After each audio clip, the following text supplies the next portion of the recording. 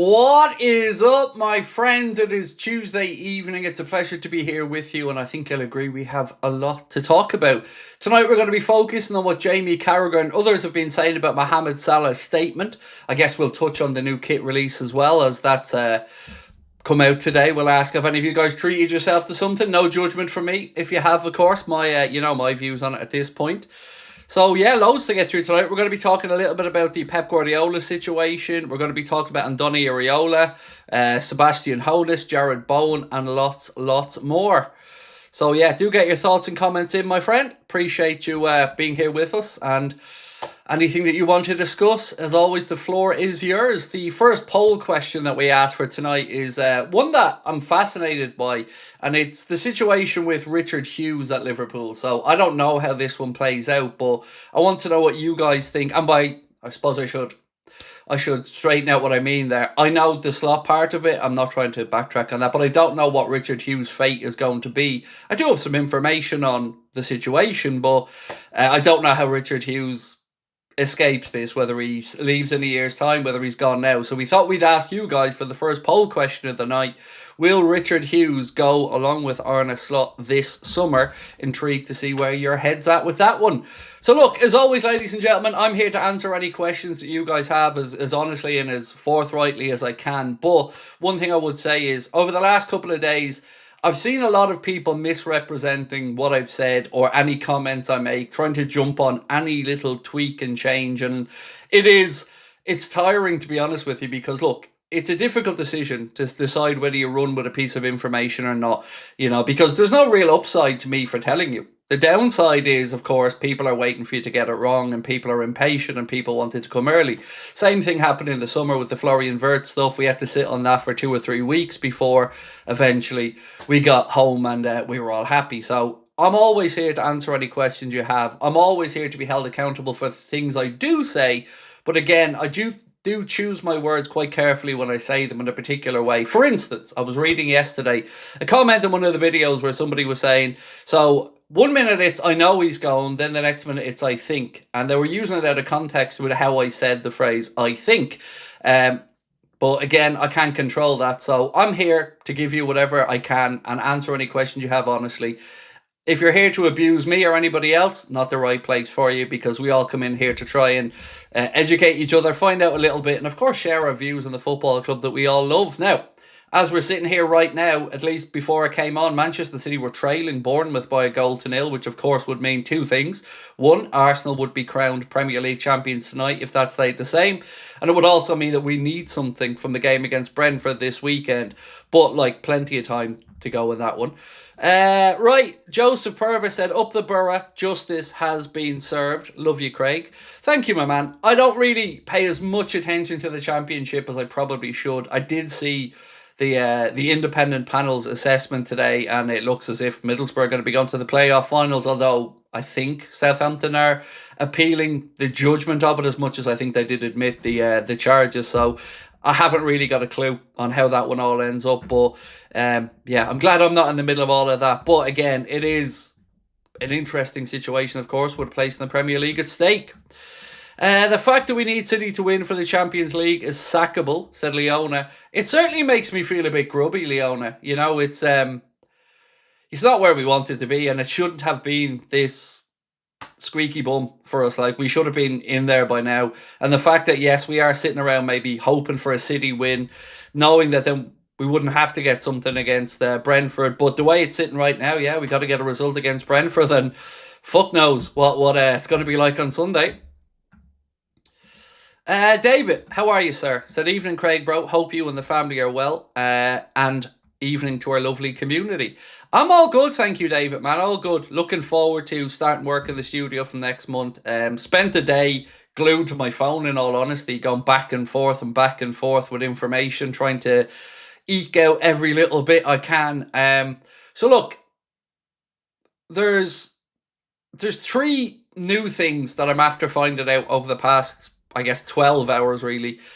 But honestly, at this point, I don't know whether I'm going to tell you or not, because everything I say at this point is getting used against me by people who never have any interest in their channel succeeding in the first place. People whose names I never see but only appear when they want to take cheap shots. So I have the information. I have bits of information that I think are interesting, but I don't know if I'm going to talk about them tonight because, like I said, it's been a difficult situation for me, as it was in the summer with Wirtz, because people are impatient at times, and I understand that. We all wanted to get to the point where Slot is gone.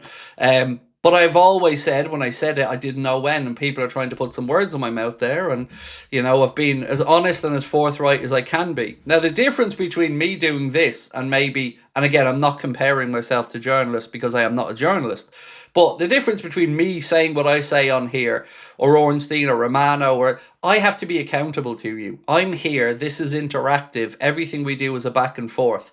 So I can't just post something and hide away or ignore comments. I'm here every night because I want to be and because I enjoy being here.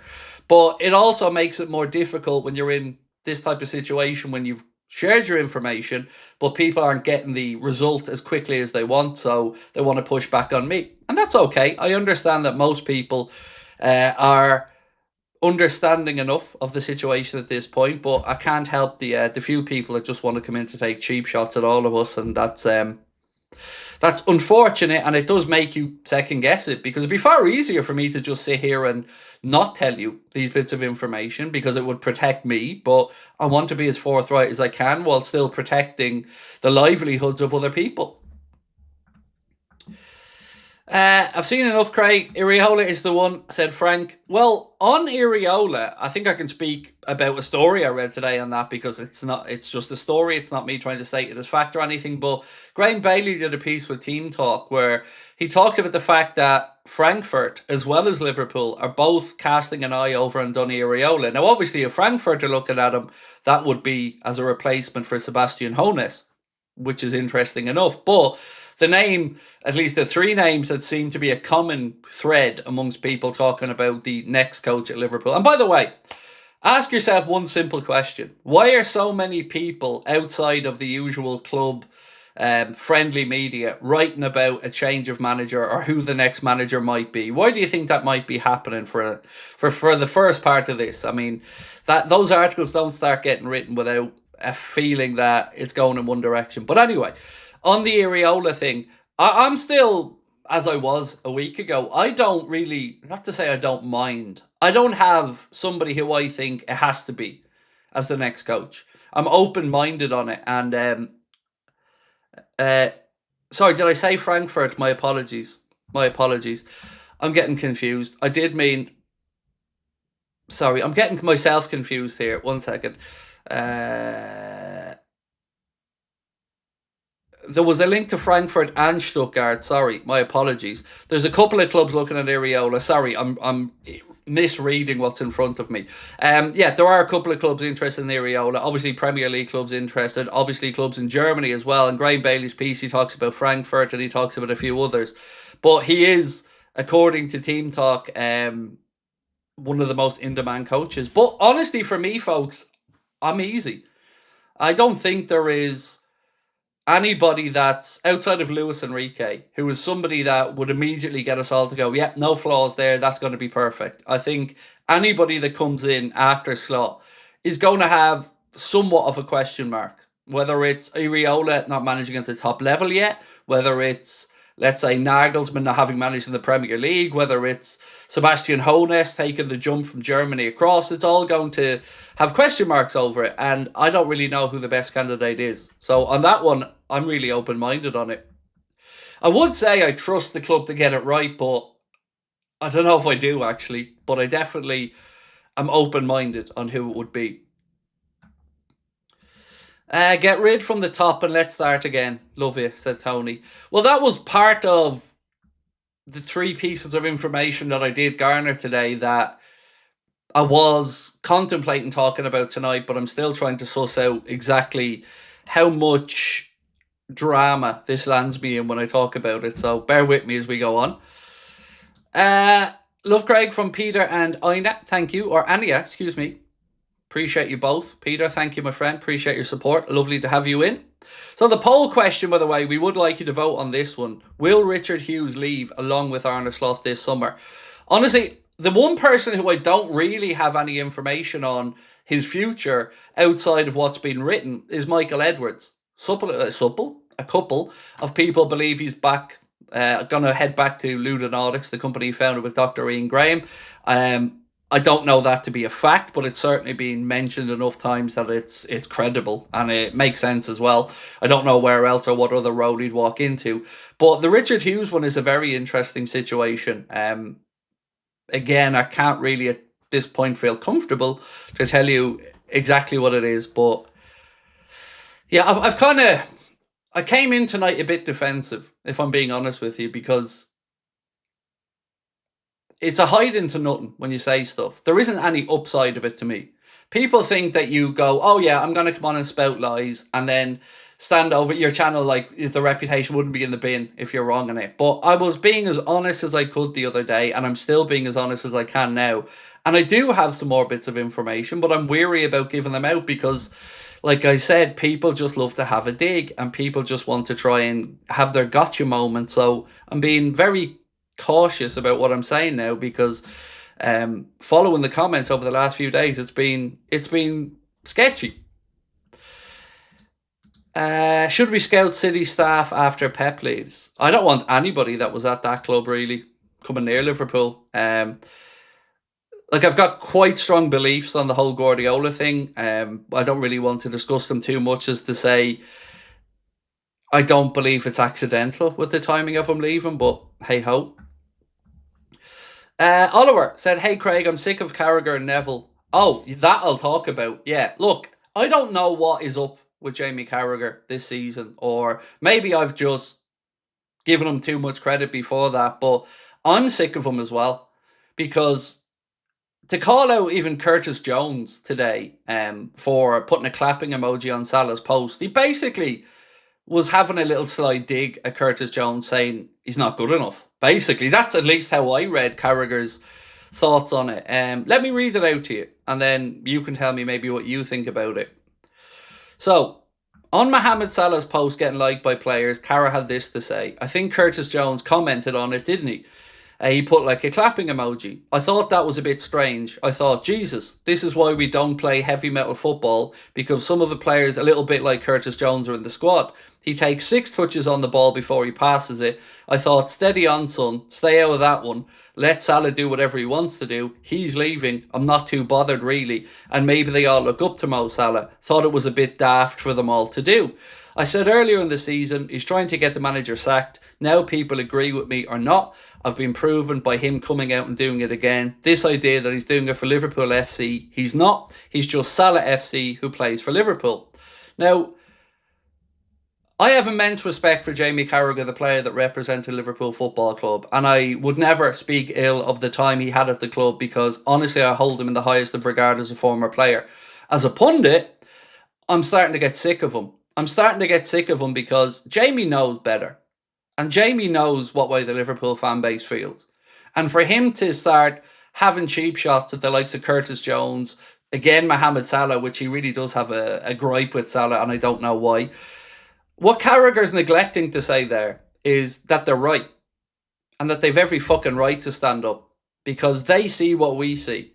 And this has called and is calling for exceptional measures from people to get what other clubs would have done a long time ago, which is us back to where we want to be.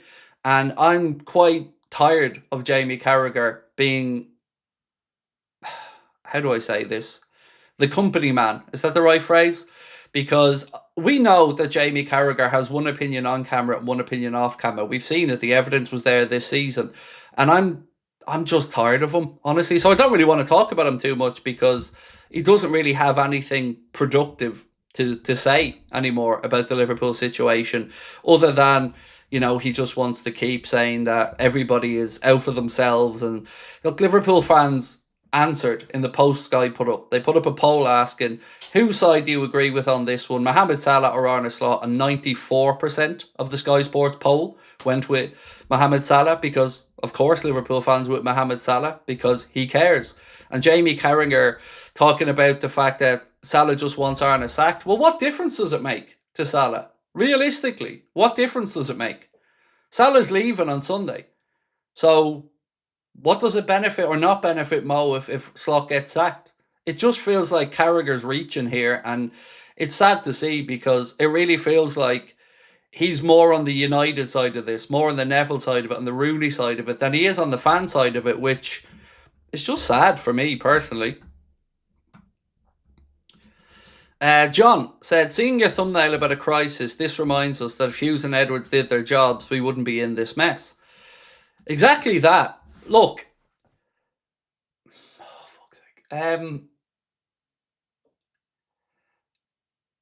obviously if they admit that they were wrong with Slot or have been wrong with Slot or were wrong to continue to back Slot, it shows up some of their work and it makes them look a little bit more less infallible than perhaps they were in the past. And that's not something any human being wants to do. It's not something I'd want to do with my own work on here. It's not somebody anybody would want to do. But sometimes you just have to step away, get cold eyes on something, and just realise that, yeah, you made a mistake. But for me, making a mistake is human. Refusing to acknowledge you made a mistake and doubling and trebling down on it, that's sad. And that's kind of where we're at now. It isn't up for debate anymore. Slot cannot turn this around. He won't turn this around. Fans don't want him to turn it around. And if I could have told you the three things I brought to the stream tonight, it would probably explain it a little bit more. But I'm still on the fence as to whether to say it or not. But give me a little bit longer to mull it over while we're chatting through. Slot has to go, please. I haven't watched since November. Look, I'm in no doubt that Slot's going.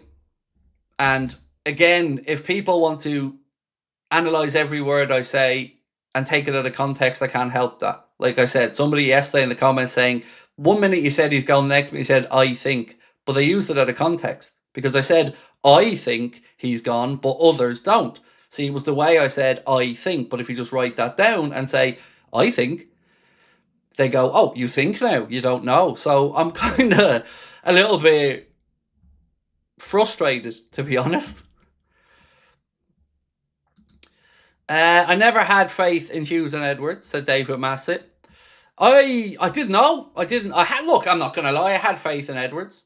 I did. Of course I did. He's done some good stuff before. I didn't think it was going to be seamless under Edwards. I knew there was probably going to be a few questionable decisions around senior players and stuff like that maybe I didn't like. But I really didn't know what to expect from Richard Hughes because, only had a passing interest in the work he'd done at Bournemouth. But, when you've seen him getting such big deals over the line, you have to say, okay, well, he must have something about him.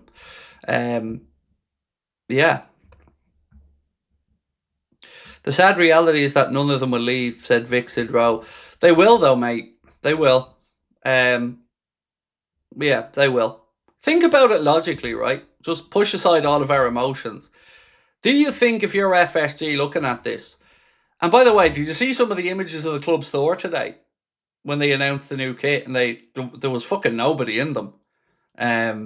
Because people, even look at the posts under the club stuff, everyone's just on this mindset that fuck everything till Slot's gone. And they're right, because I think that's where all of our heads are at. None of us can get excited. None of us can look forward to next season. None of us can get on with our lives until we know what the state of play is, till it's confirmed and we know the direction we're going. Zoshi said, Craig, I'm worried Bournemouth could take over us. The fact that we even have to utter that statement and acknowledge it is sad, isn't it? Bournemouth. A fraction of our budget, a fraction of the money that goes through the football club. It's nuts that we're even in this situation. It's insane. We should have had Champions League football wrapped up weeks ago. And even at that, to be in this position now where we're going into the last game and all of us just wanted this last game to be about Robbo, to be about Salah, to be about saying goodbye to some legends of the club. Now we're going to go into it with obviously that sadness and now some worry if City don't turn that game around. It's it's shameful, as Charles says here. Shameful to rely on City, who are 1-0 down. I'm depressed how we've gotten to this point. Can't wait to see the back of slot and get the good days back. So, okay. 3 pieces of information. I can give you one of them, because one of them I don't even... Yeah, one of them I can give you straight off the bat, because it's not gonna come back on me, because there isn't... I guess... I came on tonight all set to tell you the 3 things that I found out today. And I've been spending the day going back and forth with somebody to drill down on it as much as I could, to see what I could say and what I couldn't say without exposing somebody here or somebody there. I don't want to make people angrier. I don't want to make people more anxious. My intention is to try to put people at ease when I do these streams, and I've said it for years. I've always had no problem telling you if I don't know something. Des, thank you, man. 25 months, appreciate you. Could Bowen be like when we signed Jota? Shrewd signing, Premier League proven, a workhorse with an eye for a goal or an assist. Also, a big plus is he's English.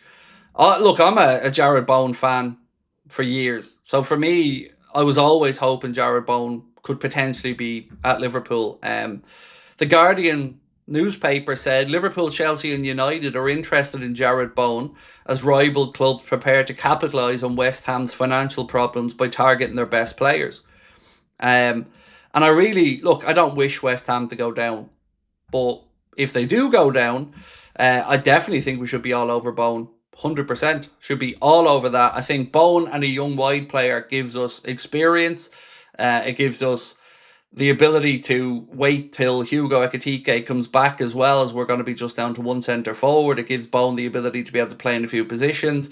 I'd be all over it. And it isn't blocking the pathway for some of the young wingers in 3-4 years' time.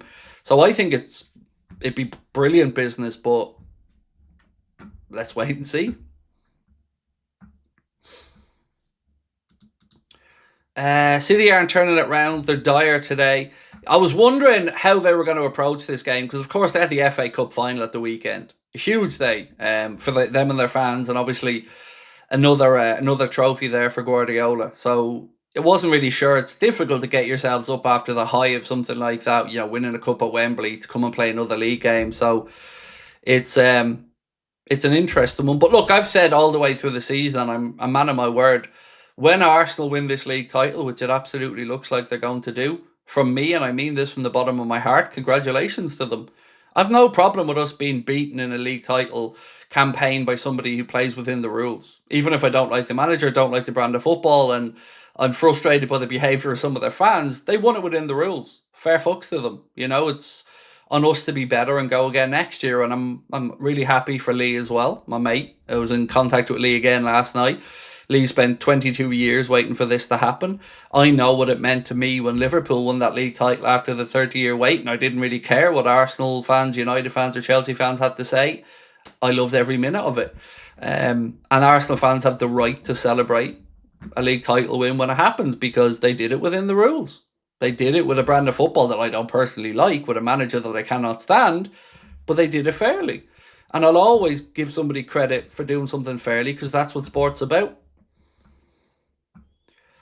Need Joe to fight if a penalty is given on the last day. I can't see any world, if Salah's on the pitch on his last game, where he hands over the ball to Joe. But I love the sentiment, Jaden, because it's going to be nuts if we still don't get that Joe goal after all this time. Medusa said City have been shocking. Must win Sunday against Brentford. Bournemouth face Forest. I know, it's crazy, Medusa, that we're going into this last game now, potentially, looking like we're going to need something from it.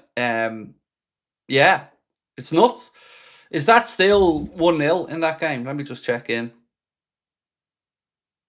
Yeah, 84 minutes, still 1-0 to Bournemouth. So Arsenal about to become Premier League champions. What does a draw do actually to the table? Yeah, draw doesn't cut the mustard either, does it?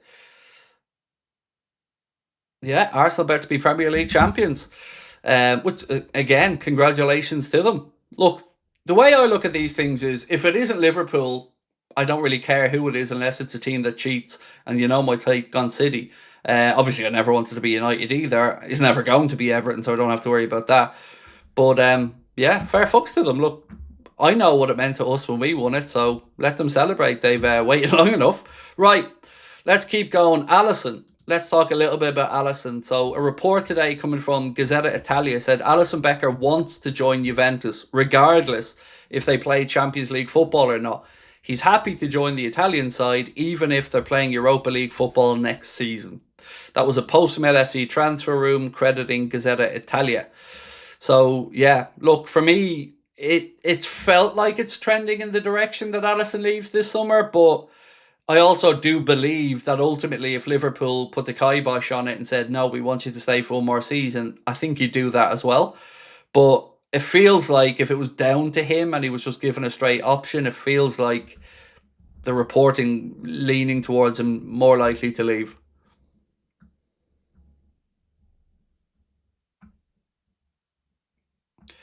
Craig, you need to give us some news here, man. Do I? Why? Because honestly, I want to, but I hate things being weaponized against me and things being misquoted. Like for instance, example, I said Arne Slot's going to be fired, and he is, and people were like, the next morning, no announcement today. You said it was going to happen, and I went out of my way to say I didn't know the time frame, and I couldn't tell you when to expect it, and I must have said that 10 times on the stream where I said that he was going to be fired. I can't control those things. There are other things at play and other people's futures at play, and some of them are interlinked. And of course, then there's the Champions League qualification aspect of it as well that we have to discuss. So, yeah.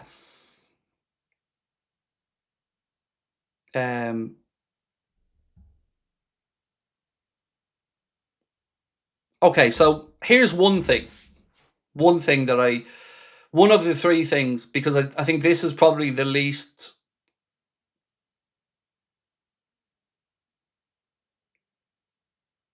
Yeah, okay.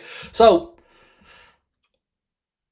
a journalist, not the same journalist that told me that he's getting the boot, but another journalist has had it confirmed to them that Arne Slot has told people inside his little circle that he's no longer confident that he will be given the backing to be the manager for next season.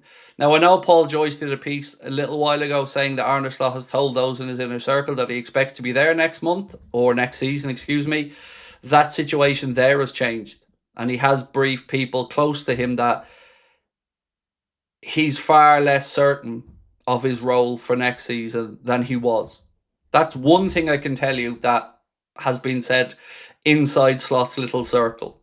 The other two things are probably more it's probably better information than that one thing. Craig, Bournemouth might take our Champions League spot away. I can't believe we have to say maybe. It's fucking nuts. Like, it really is nuts. Because I think we beat Brentford at the weekend. I think, come what may, Anfield, the occasion, the emotion, all of it will get us the result. But the fact that it's going to be on edge all the way through, it's not going to make for an enjoyable last game of the season, is it? One thing that we can say, though, is that the lads will be wearing the new shirt for the final game of the season at home. That's been confirmed. Obviously, we didn't do anything here on the channel about the new shirt today because I'm a man of my word and I'm not spending a fucking penny until Slot is gone. But others maybe go a bit differently.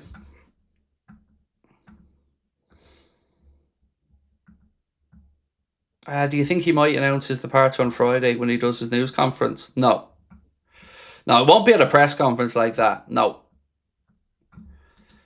Holy shit, Arsenal didn't bottle the league this time. Yeah, about to become Premier League champions. And look, as a person, the way I look at this as a Liverpool fan is, well, it's on us now to make sure that we don't feel this way again next year, to make sure that we're in that conversation.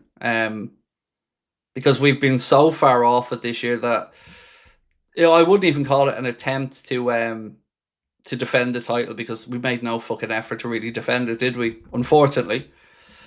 Did you hear that Alonso wasn't hired because he rejected us 2 years ago? If this is true, then it shows how petty FSG are and care more about their egos. That isn't what I've heard, no. What I heard is that he wasn't pursued because of this stylistic difference. That's what I've heard from multiple people. Of course, he was being, I won't say weighed up, but he was being thought of for the job.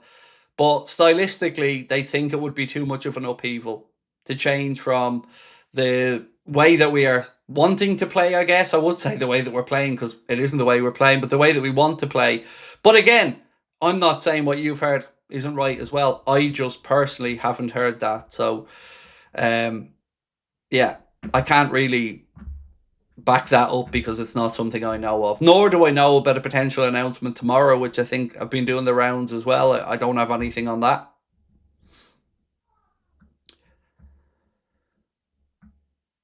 Billy, how are you? Billy Bryan said, "Hey Craig and the Anfield Agenda family. I watched some videos of Mamadou Sangar and Magnus Aklush, and we should definitely buy them. They're quality players, can run for days." Well, they're on the lists of potential reinforcements for Liverpool. I'm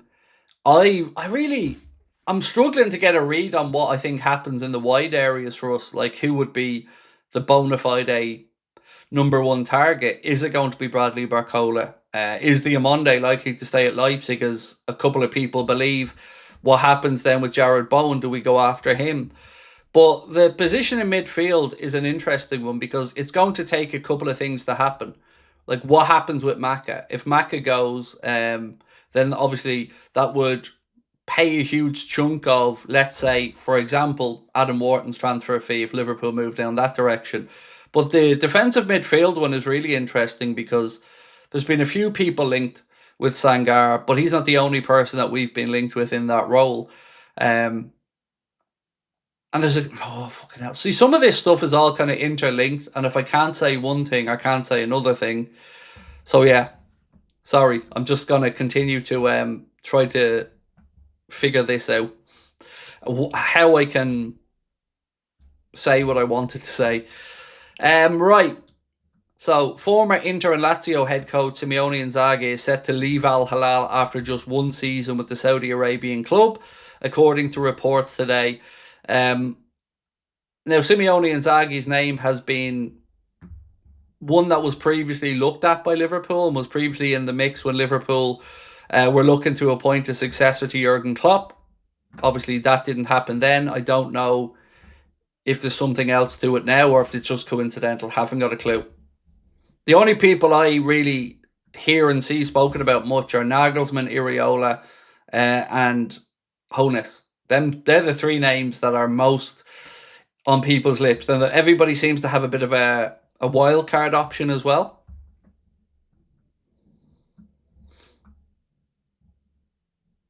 Basically, Slaughter's gone is what's being conveyed. Yeah, but the thing that I want to say will help piece together things a little bit better for you as to why there's mixed signalling.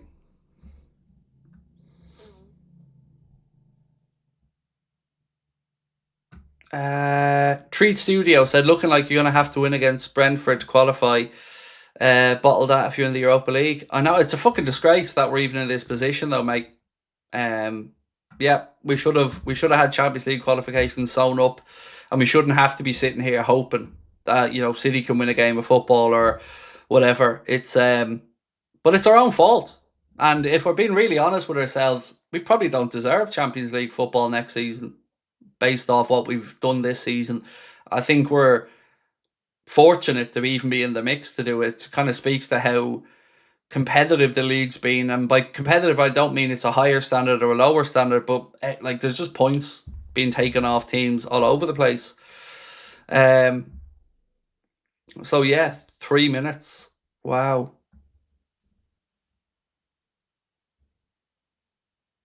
That's crazy. Craig, you seen Southampton have been knocked out of the playoff final? I have seen it, yeah. I don't know the appeals process or anything like that for the champ. Like I know, for instance, if Manchester City gets sanctioned by the Premier League, I know they can't appeal it to the Court of Arbitration for Sport because that's in the Premier League rules. I don't have a clue about the EFL and whether Southampton or Middlesbrough, if they don't like the outcome, can appeal it to the Court of Arbitration for Sport. I don't know. I don't know the answer.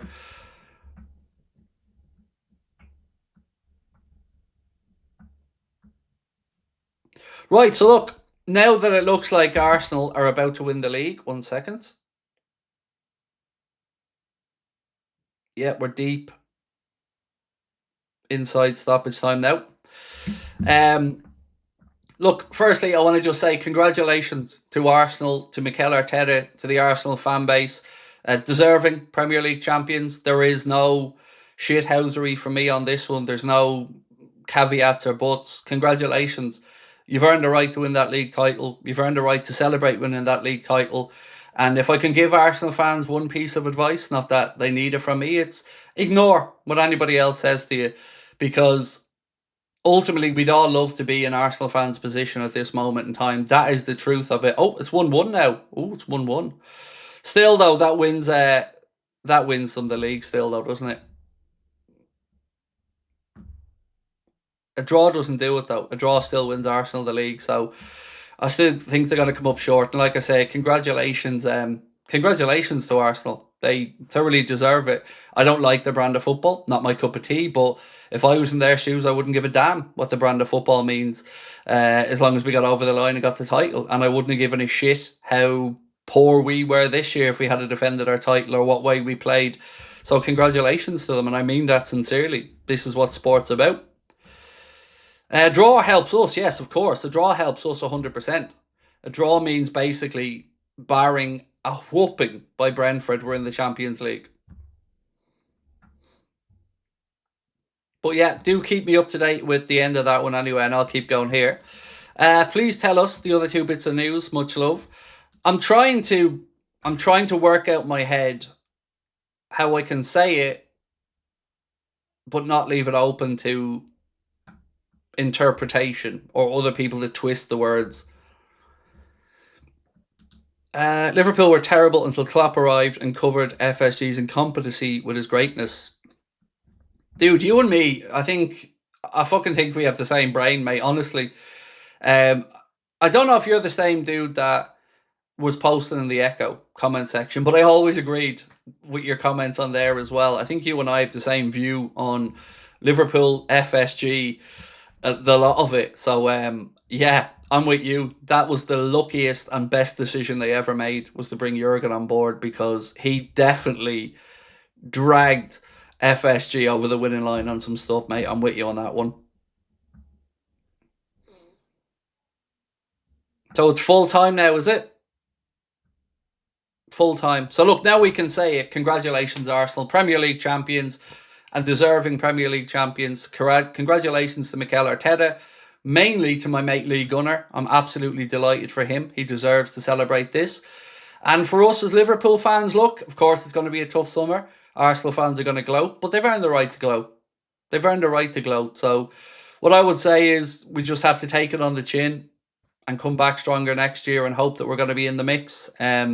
You don't fluke your way to a league title, despite what Arsenal fans have tried to say to me in the past and others about the PGMOL. You don't fluke a league title. You have to be consistent over the whole season. And they waited 22 years for it. So congratulations to Arsenal and their fans on a deserved Premier League title win. And hopefully Liverpool are back to challenge next season. Stevie Boy said Villa win the Europa 6 Champions League spot. Only if Villa are 5th. If Villa are 4th, no, it doesn't go that way. Villa would have to have been down to 5th, is my understanding of it. So that's the only way the 6th gets the Champions League spot. Again, I'm open to being corrected on that, Stevie boy, but that's at least how I understand the situation. Dougleash, how are we, sir? Said 30 years of support in Liverpool and I've never struggled to watch us through all the ups and downs. This season has been tough to watch. It hurts a lot. Part of me doesn't want the Champions League to secure a slot out.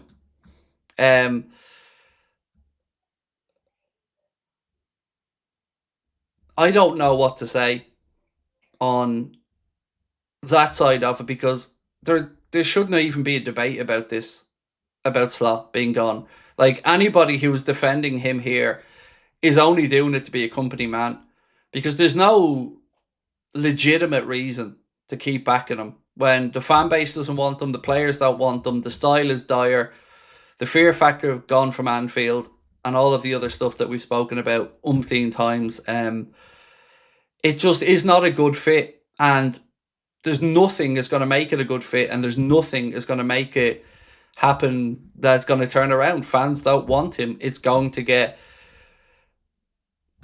well, it has gotten to its peak probably, because he is going to be fired. But anyway, look,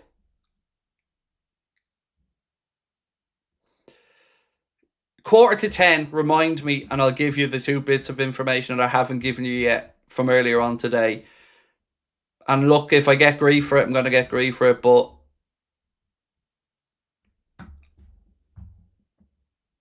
I have a duty to you people that come in every night to give you what I know and be honest about it. So, yeah, give me a few minutes to word it in my head, and then I'll tell you the other 2 bits. The first bit, as I've said before, is that Arne Slot has been telling people within his own circle that he's no longer convinced that his job is safe.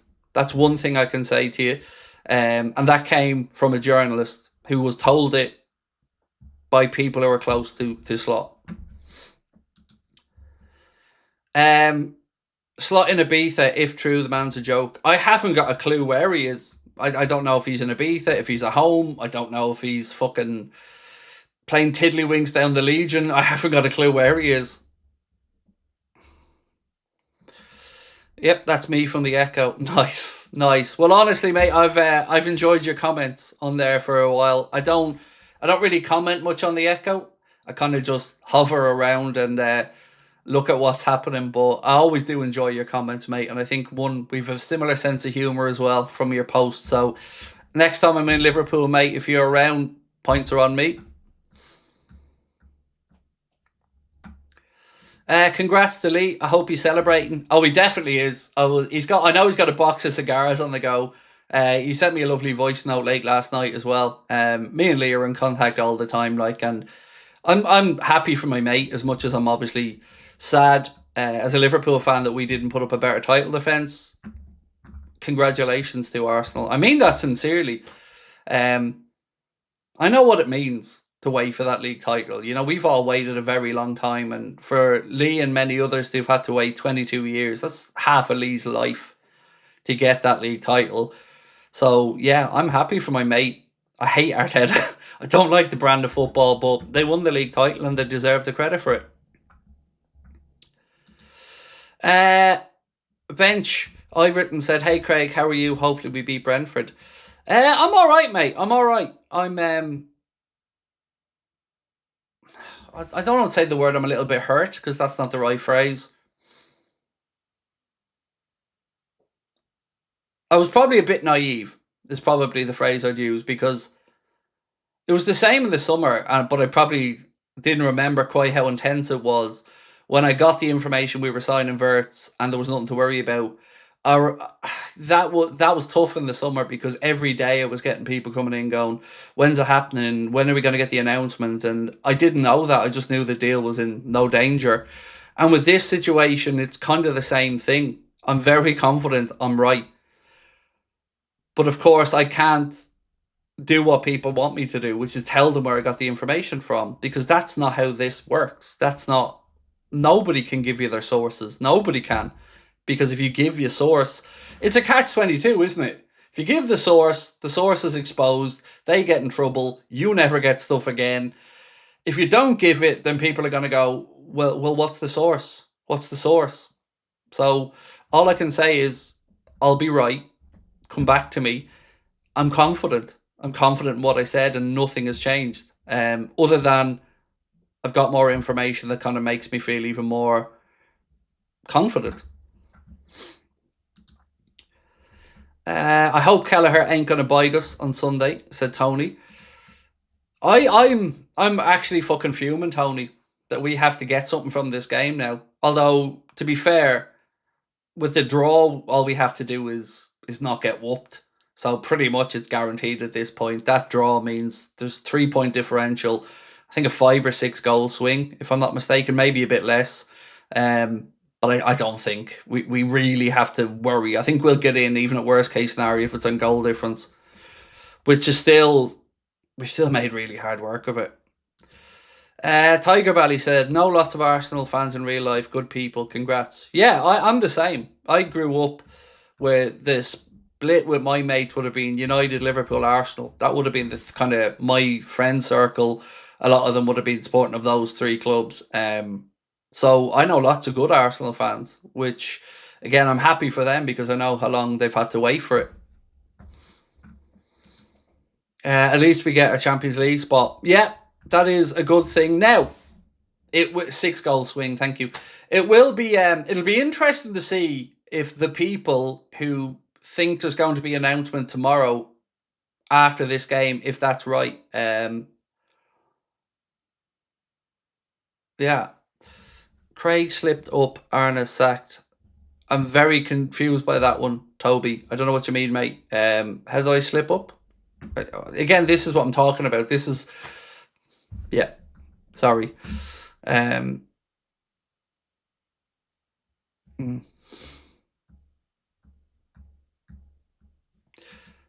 So yesterday, or not yesterday, the last live stream we did, I read something out to you.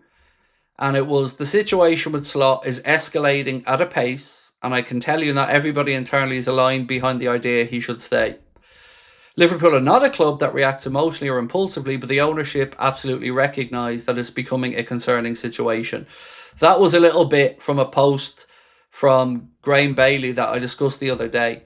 Now, having delved a little bit deeper into all of this situation today, I found out a little bit more on that, which I will talk about in a few minutes' time. I see some people saying Slot's gone now, but Craig, you said he's sacked. Did I? Did I say he is sacked? Did I? Is that the words I said? Did I come on and say Slot is fired? Did I say that? Because I know I didn't say that. I know I said Slot is getting fired. The decision has been made, taken, that he won't keep his job. That's what I said. To try and say that I said anything else is a lie. So I absolutely did not say that he... I didn't say he is sacked. I didn't say that it was a confirmed, announced thing. I said he will be sacked. How do we trust? So this is what I'm going to say, and I don't mean this to sound rude, but I don't give a fuck if you trust it or not, because what do you expect me to do? I'm more approachable and more answerable than Ornstein or Romano, who just post stuff and go. I'm here interacting with you. I'm here every night to talk to you. So for me to say these things, I need to be pretty confident before I bring it to my community, because it's my neck on the line, and I won't throw anybody else under the bus. If my information ever turns out to be wrong, I'm taking it on the chin. But I don't believe it is wrong, just like I wasn't wrong on all the other things I've talked about over the years on here that has come to be true. If you want to take the leap of faith and come along with me, cool. If you need more information on it and you need more people to talk about it, absolutely no problem either. But what I can't do to you is what you're asking, which is throw people under the bus, ruin livelihoods, and give up sources. Nobody is going to ever do that. On all the stories that have been broken by everybody, has they ever once told you who told them? Any Romano story, any Ornstein story? Has anybody ever dropped a name? Even when these stories have proven to be correct, has anyone dropped a name? There's a reason they can't. It's impossible to do. Zane, congratulations, mate. Sincerely, bottom of my heart, congratulations. Absolutely deserving of it. Premier League champions and deserve it. Well done, mate. Sincerely, wishing nothing but the best, and I hope Liverpool come back next season to challenge properly.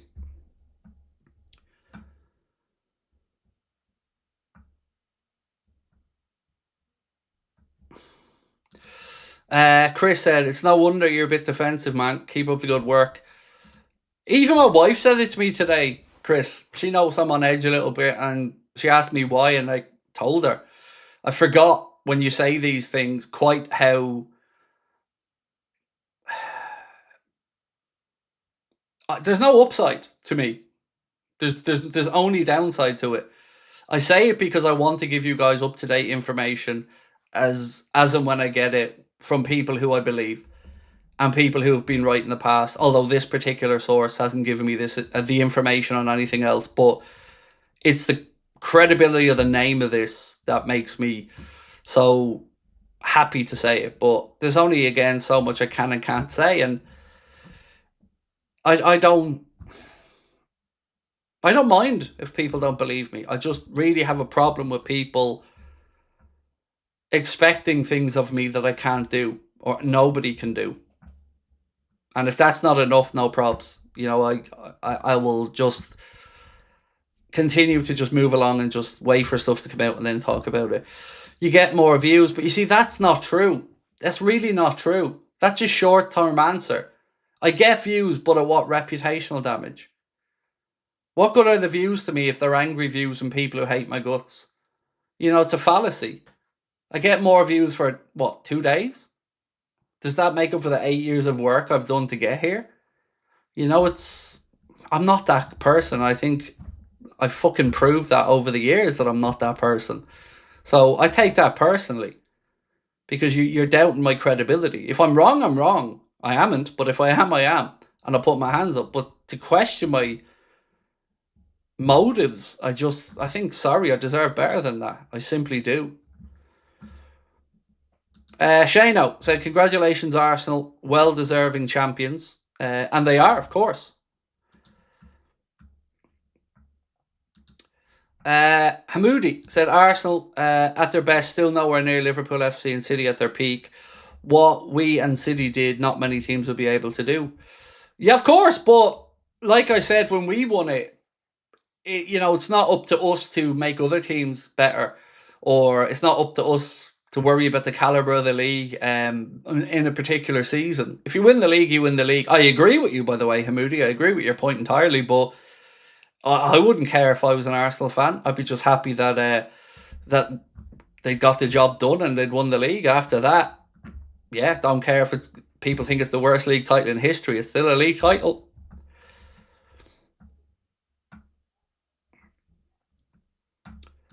Hona's playing style reminds me of Klopp 2019. Yeah, very similar.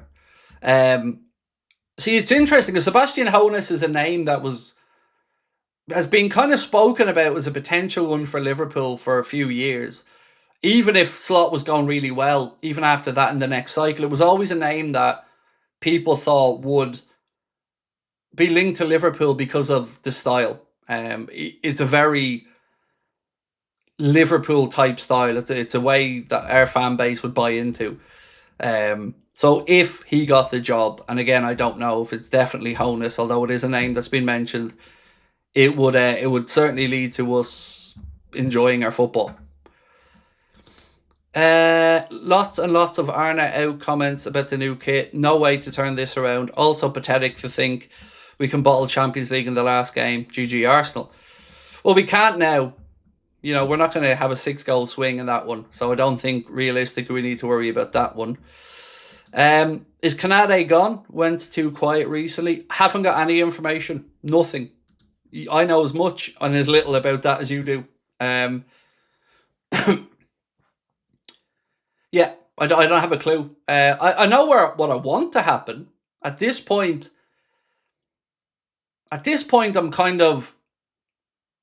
I'm more down to the number than whether, like, there's a number I'm happy at Canada staying at, but anything above that number, and I think we're being taken for mugs But I also think we've been taken for mugs with the wages we've given out to Cody Gakpo and Ryan Gravenberch. I just think they're, if they are as reported, just too high. Just too high for this stages of the careers or their talents.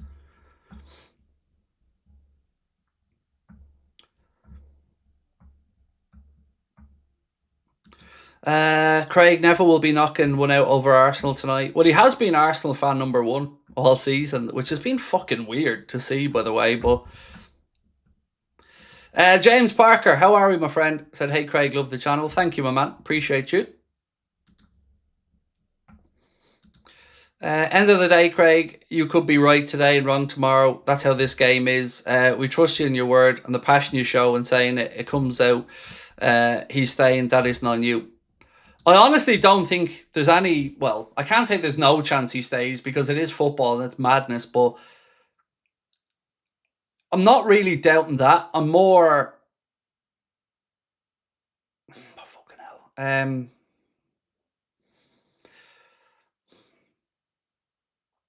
All right, here, I'm going to give you the 3 bits of information that let me just take a drink.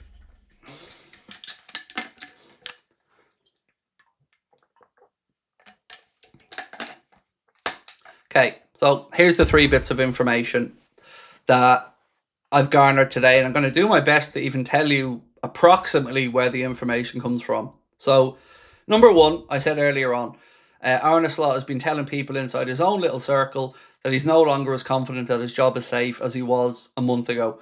Well, the month ago part wasn't mentioned recently, let's say, as he was recently. But he's not as confident that his job's secure. So he's now doubtful about that. So that's the first thing, and I told you that earlier on. The second thing is to do with the coach that's leaving Feyenoord, Etienne Reijnen. So there's a misconception that because he's leaving Feyenoord, he's coming to work with Liverpool. That's not the case. He has been speaking with multiple clubs about video analysis work. Not necessarily Liverpool, but Liverpool's name had been in the mix because his name had been in the mix before. And when he announced he was leaving. Now, that information comes from somebody who would have a better knowledge of it than any of us, of that particular aspect. So that information is bona fide, 100% guaranteed. He is talking to multiple clubs about video analysis, and that isn't a foregone conclusion he's coming to Liverpool by any stretch of the imagination, despite people linking that as a gimme. And the third thing, which I think is the most important thing, is that there is a divide in FSG over the situation. And the divide in FSG is to do with Richard Hughes. Because Richard Hughes, up to this point, has shown no want or willingness to want to get rid of Arne. I can't tell you whether that's because his own neck is on the line with it, but these two could be linked. So there's every chance here that that divide within FSG over the Richard Hughes part could trigger something else. That could trigger Hughes going. I don't know. I'm not saying Hughes is going, but I am saying that the people that have made the decision that Slot needs to go are weighing up what the best avenue is with Richard Hughes.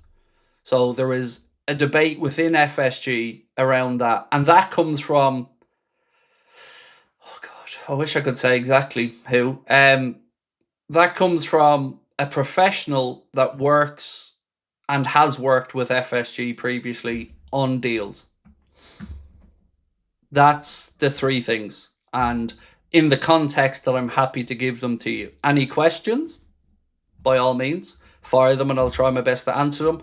But what I cannot do is give you exact sources of it. The source that gave me the information on Slot is not the same source that gave me the information on the infighting within FSG. Or infighting is probably me putting it too harshly. The internal debate within FSG or the potential disagreement in there. So that is as much as I know. Now, again, in Graham Bailey's piece the other day, like I said, he intimated as well that the situation is escalating at pace and that internally not everybody is pulling in the same direction. There's a lot of, how do I put this? There's a lot of reputations at stake involved in this as well. So it isn't as transparent as making a simple decision, because there is a knock-on effect to people's reputations and livelihoods. But if you take one thing from all of this conversation, be that our club is divided at the minute and it isn't as healthy as it should be. And that's worrying. And it's worrying because we took the club from a position of absolute happiness and anticipation and excitement to this in a year. And that cannot go unpunished. So heads will have to roll on this one. And it looks as if Hughes' future could be up in the air as well. So any questions on that, fire them away, and I'll try my best to answer them as honestly as I could. So we asked you earlier on, will Richard Hughes leave along with Slot this summer? 74% of you guys think he will. We need a manager that can unify the players. We do, and the fans. And I think in all of this, when the media are speaking about the Slot situation, and I've seen everybody and their dog have an opinion on it, the one thing that I never really see addressed enough is quite how strong the dissatisfaction is amongst Liverpool fans towards Slot. And I think they're massively underestimating that from the outside, those who don't watch Liverpool or have their finger on the pulse of Liverpool.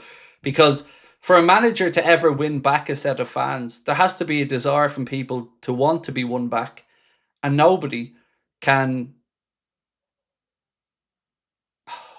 take to Arne Slot. It's just not a good fit. Take out everything else, take out the stylistic things, take out the coaching, take out the fallouts. It's just not a fit.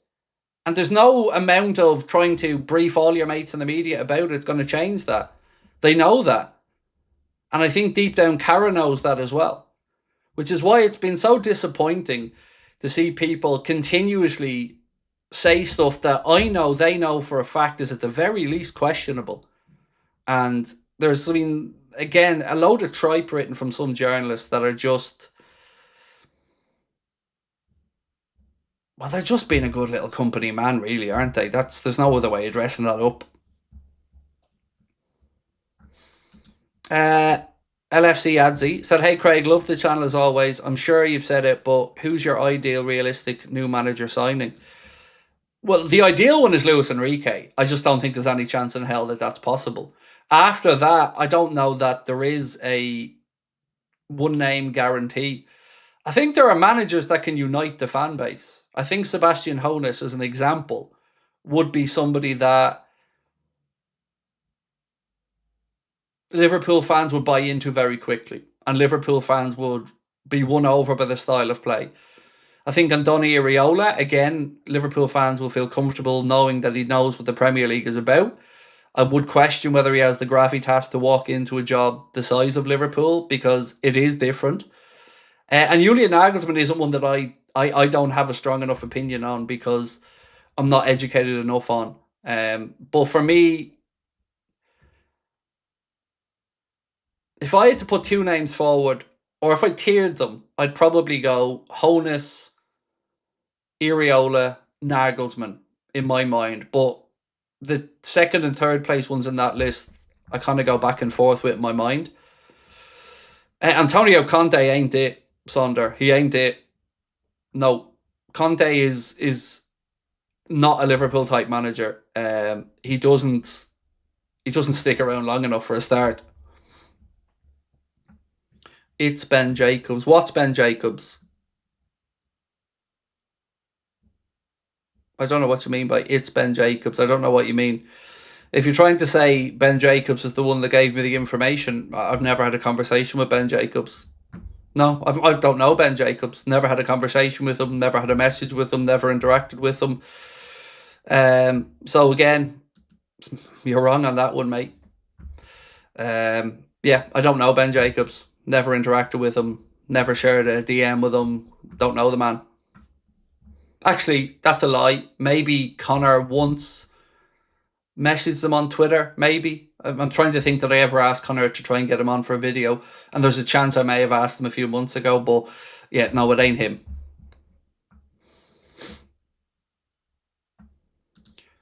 Is he going or not? That's all that matters. Well, I've told you already. So why are you asking something I've already told you? I'm not trying to be rude, but I've told you. Yeah. Tiger Valley said, "Don't like how many people are demanding to get that source out of you." It's look, I understand it in some way because, of course, I understand the appetite for information. Of course, I get that. But what differentiates me here in the unique position I'm in is this is live content. It's interactive. So I am, of course, going to be met with these questions. I understand that, but I can't answer it. And, you know, when you see a story from Ornstein, Joyce, Romano, Pierce, whoever, have you ever once, ever seen any of them, even after the fact, give you a source? The source will be, I'm right. And you'll see that I'm right. The same way I was right about Wirtz, the same way I was right about Carvalho, the same way I was right about Canade in the past, not on this contract situation because I don't know anything, and the same way I've been right about 95% of other things I've said on here. And again, what I hope to get across to people is just one simple thing.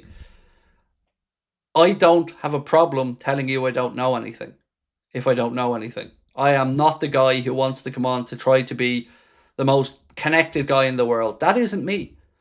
If I know something, I say it. If I don't know something, I tell you I don't know something.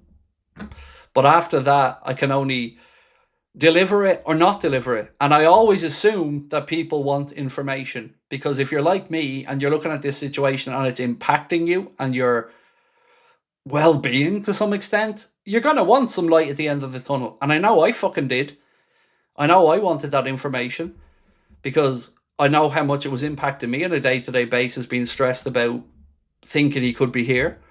So I made that decision to say to you guys because I wanted you to have the same relief I had.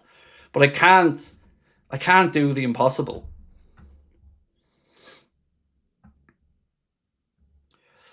If you don't believe it, don't like it, no problem. But you won't find anybody else that will give you a source ever. And I didn't drag you in here kicking and screaming to watch. I pass on what I know, and if you don't like it or don't want to hear it, cool. No hard feelings. It isn't ever a personal thing for me. But again, remember, my life would be a lot easier if I said nothing. My life would be a lot easier if I just came on here and played dumb. That's the reason for the rift between Edwards and Hughes, said Paper Wings. Don't know. I don't know that. I don't have anything really on Edwards outside of what has been doing the rounds, which is that he's likely to go back to the company he founded with Dr. Ian Graham, which I think is called Ludonautics or something like that.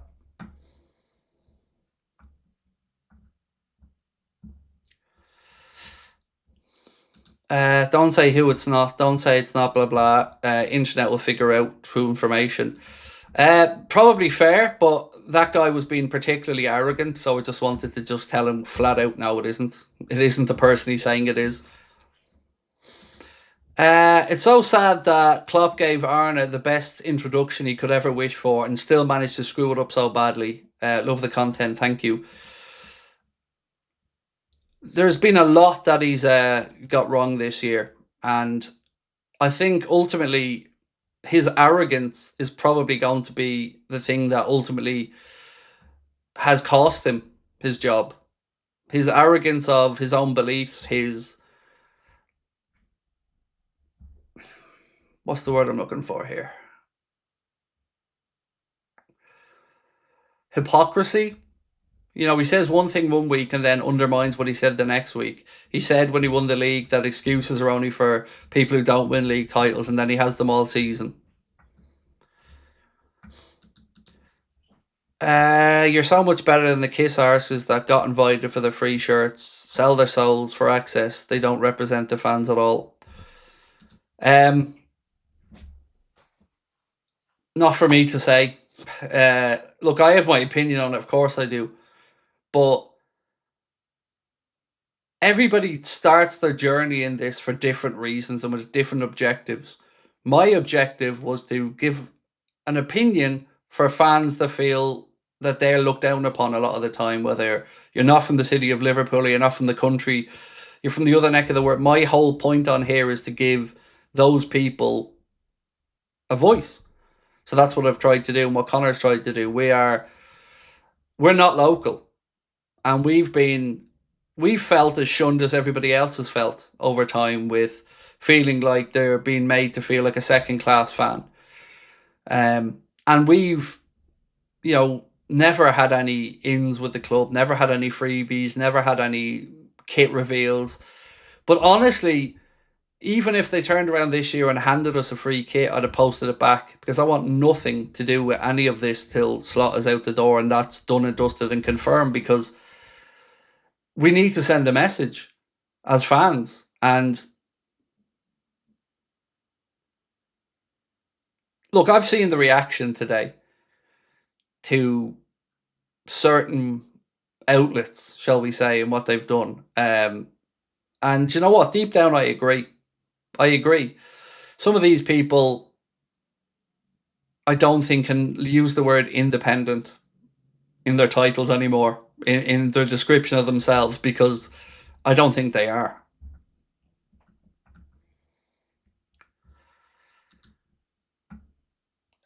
Owen said, what angers me more is we lost Alonso because the board would not get Slot out, even with all the crap going on this season.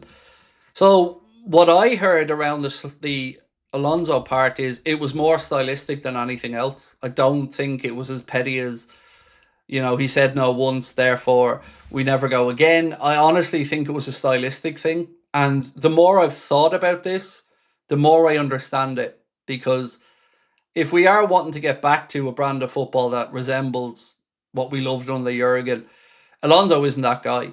Now, Alonso would have united a lot of fans behind him and would have put a goodwill factor right back in the club. Absolutely. But I have to acknowledge, honestly, that I understand if they thought that the style wasn't a good fit. And then you have to address the situation as well about whether the modern iteration of Liverpool Football Club doesn't want a manager that would immediately command that much power, sway, influence, whatever phrase you want to use. Melissa mentioned in her piece that, that could almost be a problem for Hughes and Edwards if somebody came in with that pull immediately. So I'm okay with it not being Alonso if the club genuinely had another name that they were zoning in on. Yeah, that's my honest partner. For me, it's just get rid of Slot, and after that, go about doing your job and bringing in the next coach. But I'm equally as concerned by the sporting director situation. And I've said this for ages now on the channel. I don't like the idea that the club's future is being dealt with by people who won't be here to see the outcome of it. That doesn't sit well with me. And I'm not saying this is a fact, but I am giving you my opinion. I absolutely feel that there's some bruised egos at play here as well. And some people not wanting to admit that they were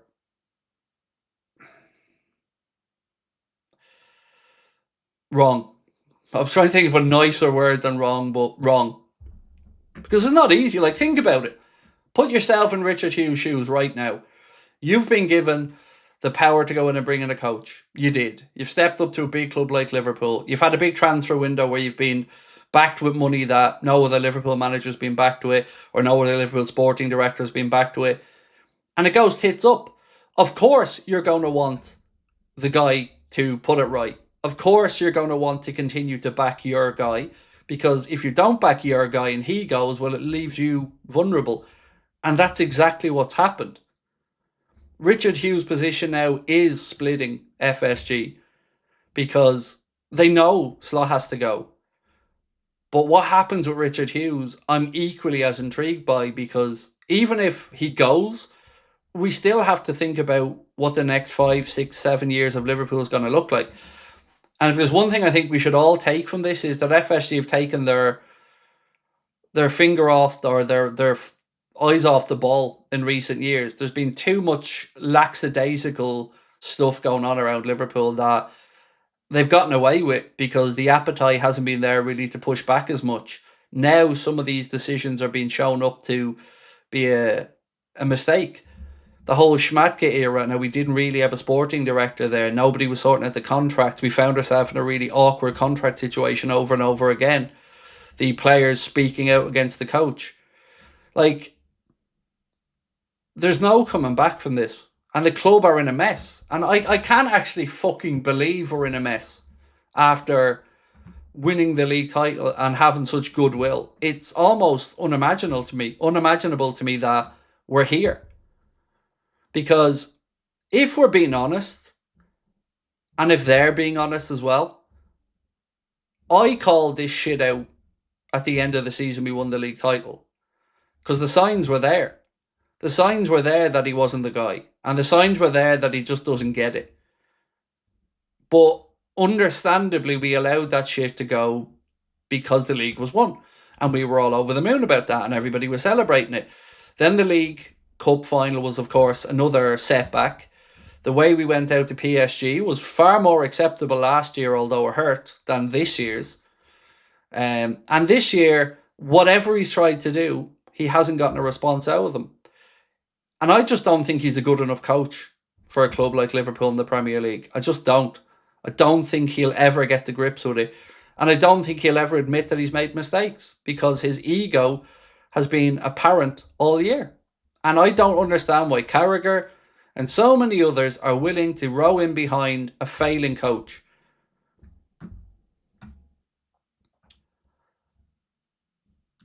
At least we're not Spurs, mate. We have that. That's true. If they're looking at style, that means Nagelsmann or Hoeneß being the most likely to come in. That would make sense to me. You know, Areola as well would make sense. Yeah, it would make sense. Like any of those three names that you could make a valid style argument for. The Red King, how are you, my friend? Said, I'm still mystified where the football of last season went. That balance of heavy metal and controlled chaos was perfect. I thought we found the diamond in the rough with Slot and instead we got coal. Thanks for a great year. So, well, thank you for your support. It will always be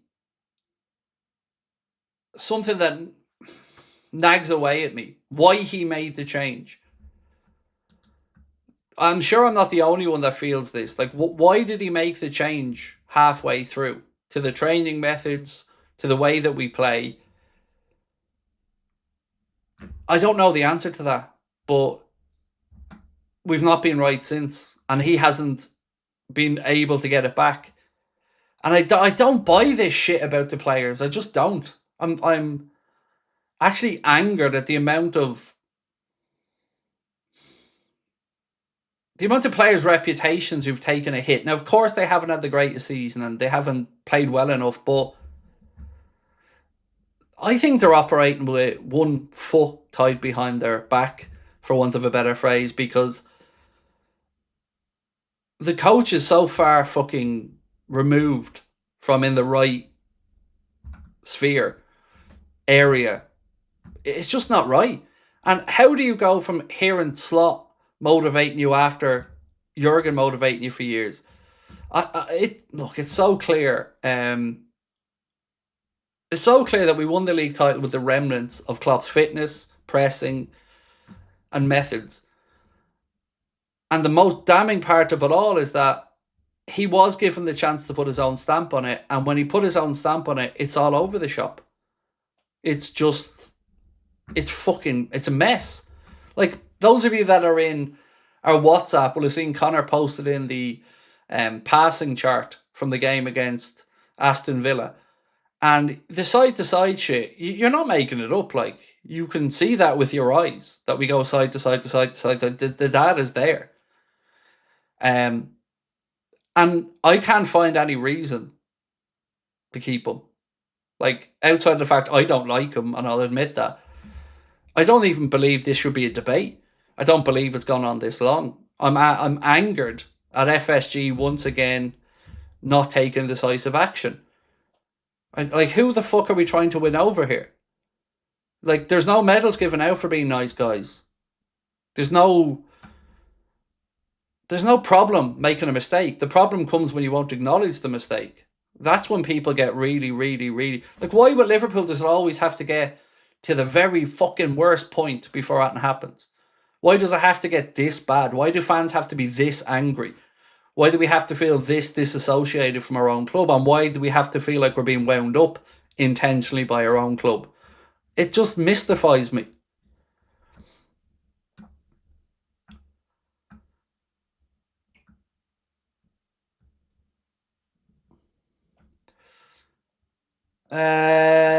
Hazard D said, well, the journos think we don't have eyes and tell us everything is fine. It's all about the data and AI.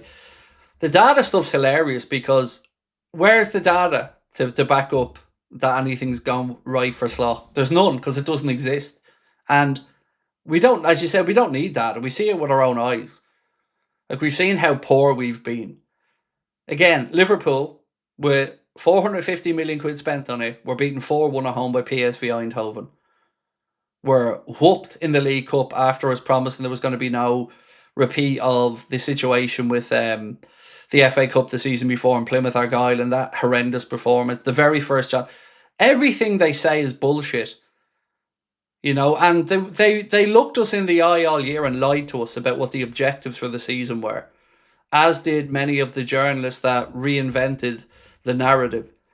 And that has angered me more than anything else. And that's why I'm so adamant that heads need to roll. Because not only have they been wrong, they've been wrong and they fucking gaslit us in the process to try and save their own skins and their own reputations. And that is not putting Liverpool Football Club first. And that is not for the benefit of us as a fan base. It's for their own egos, their own livelihoods and their own reputations. And that makes me angry as a fan.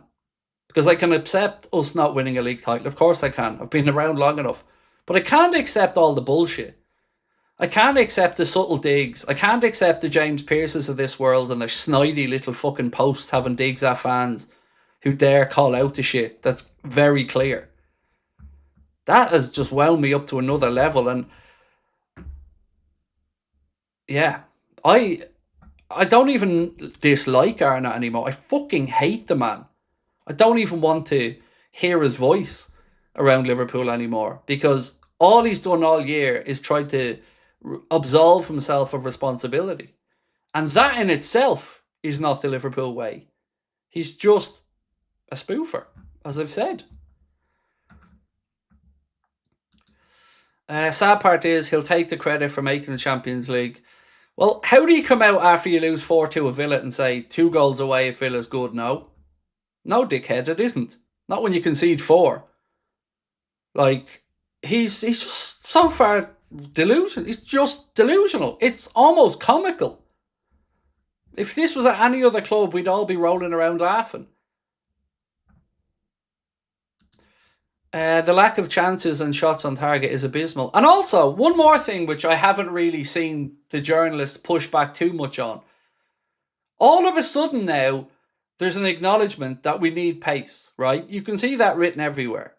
Slot and everyone knows now we need pace. Well, we ain't coaches, you know, and we all said that last summer. Now, if we could see that last summer, how is it that these geniuses are only coming around to the realisation now? Because Salah wasn't all of a sudden going to reimagine himself to having the pace he did when he was 25 or 26. Gakpo has never had the pace. So why is it that now they understand that they need pace? And they didn't understand it a year ago, but we all did as fans. And when we didn't bring in somebody to replace Diaz, we all said we don't have enough pace up top. Now why is it all of a sudden now that they see that we're supposed to fucking trust them? When really they knew this a long time ago. They just get away with so much crap. It bothers me. And nobody dares challenge them. Our club has... To hear the term the Liverpool way makes me laugh. Because the people that are pulling the strings behind the scenes don't give 2 fucks about the Liverpool way. They care about self-preservation at this point and their own reputations. If they had any decency, if Slot had any decency, he'd resign.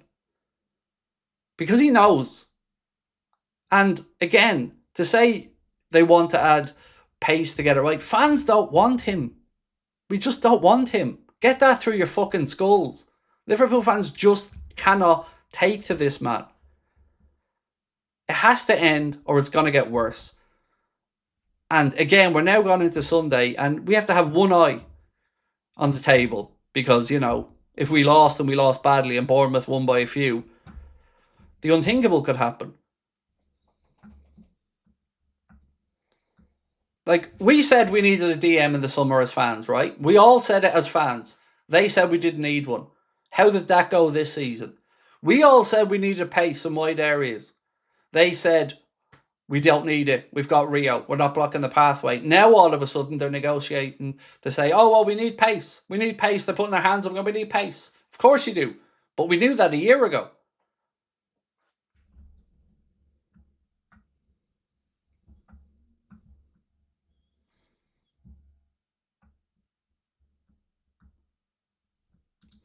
Do you think Alonso judged too early? He's very early in his career to be written off or not as a fit. I feel he'll be a generational coach, charisma, etc. I don't think he's been written off. I'm trying to be fair about this because I don't want to give people at the club undue credit, but if it is a footballing thing, I'm fine with it. If it is we believe we need this type of coach to play this type of football, I have no problem with that at all. But if it's an ego thing or a power thing, I've got a problem with it. And I don't know ultimately which one it did come down to. If it's a stylistic thing, no problem. If you have somebody else in mind, cool. But if it's an ego thing, that's an issue. And look, for me, I've defended Alonso multiple times about the Real Madrid stuff. He didn't fail at Madrid. They failed him. And I will absolutely die on that hill. And I think he will do well at Chelsea, as well as you can do in that situation. But all of that being said, Jack, and I've said this multiple times, I'm surprised he took the job. Not because of Liverpool, just for his own career trajectory, I'm surprised he took the job. Because it's a big risk on his behalf. And he either got some unbelievable assurances or he is just incredibly confident in his ability. But either way, I didn't expect him to take that risk.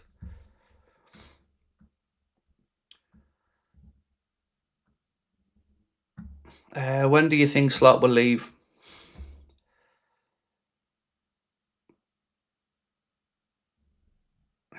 And see, if I answer that question, someone's going to say tomorrow, you said this. If I'm guessing on the timing,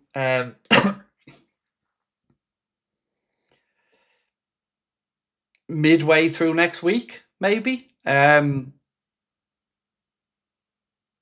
can see a world where the weekend plays out, we say goodbyes, then they do the whole, we had an end of season review, even though the decision's already been made. Play the game in that way. It then eventually finds its way out and it happens. And the whole mutual consent garbage comes out. That's a guess at it. Because that seems to make the most sense to me for it to go that way. What I would like to happen was to find out before Sunday that he's gone.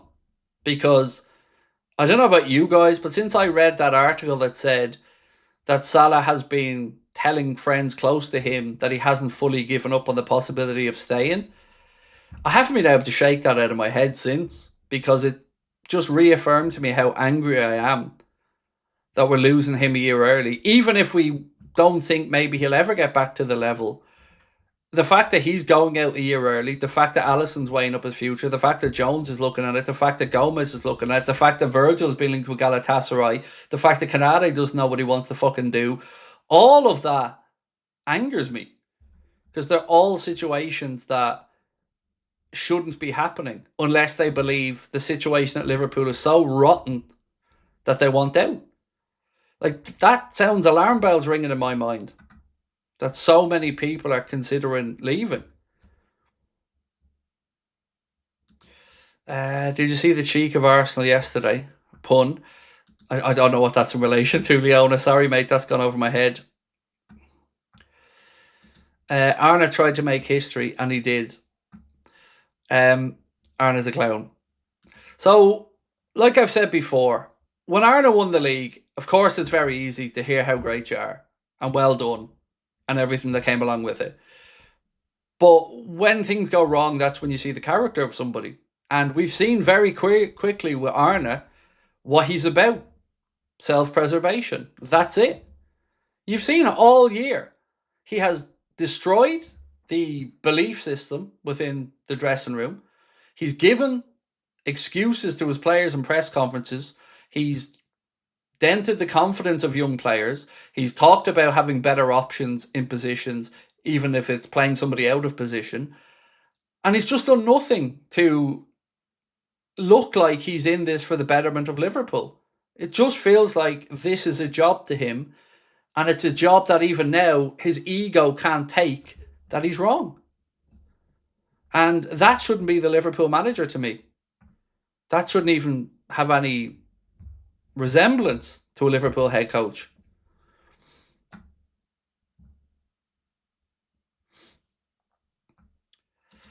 Hincapié lost his shorts and his arse was on show. Ah, okay, fair.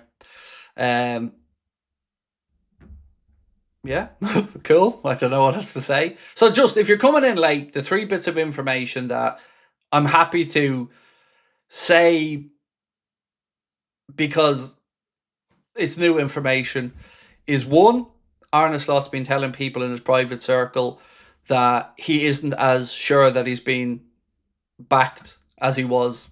I don't want to give a time frame on it, but recently, or in the recent history. Number 2, the coach that was leaving Feyenoord, Reinin, or however the dude's name's pronounced, he is in conversation with multiple clubs about working as a video analyst. So this concoction or notion that it's only Liverpool is wrong, and that comes from somebody infallible on this because, well, they're close to the situation. Let's just say that. And then the third piece of information is that there is a disagreement internally, or maybe disagreement's a strong word. There is a debate internally about how to proceed with Richard Hughes. Because ultimately, he's been linked to this failure. And Richard Hughes, from what I can understand through this process, has shown no desire to want to get rid of Arne. And that's fucking worrying. Because he should be the very first person saying this dude needs to go.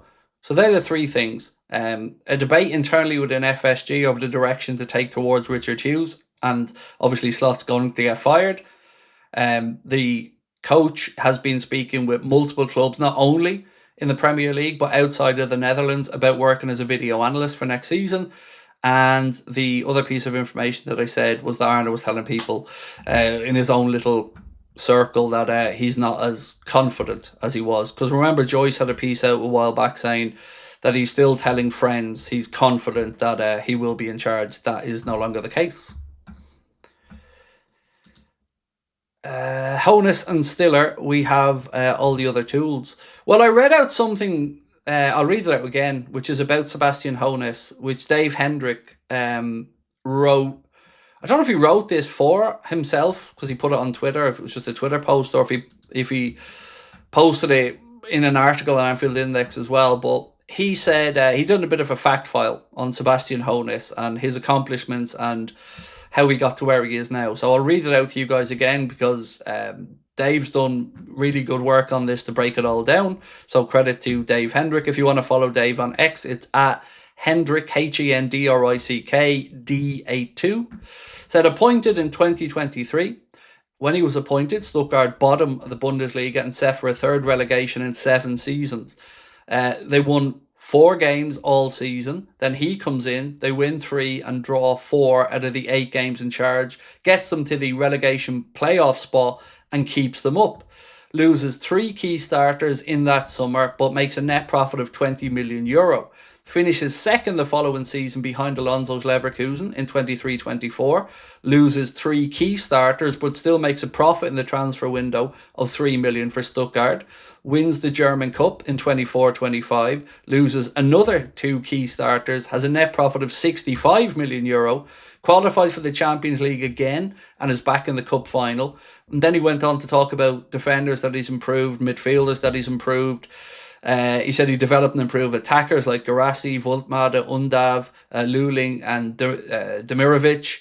Then he said a coach who overachieves and improves players all over the pitch, who puts trust in young talent, a manager who gets buy-in from his players and builds a strong culture, a man who doesn't cry about everything not being lined up perfectly for him, a leader who makes his players feel 10 foot tall and capable of beating any opposition, an outstanding out-of-possession setup, strong defensive structure, attractive front-foot attacking football with a ton of automations and movement built in, the best choice to take over as Liverpool manager this summer.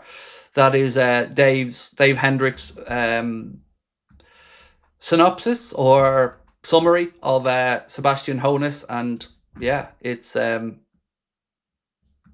exciting because you very quickly jump towards Klopp, don't you, in your mind when you read all these type of things.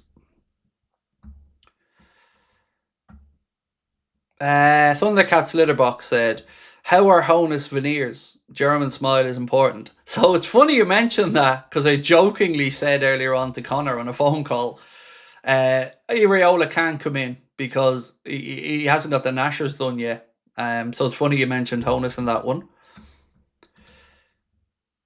Nick Bieber, a private jet due to fly up to Liverpool tomorrow morning. Richard Hughes lives there. So look, again,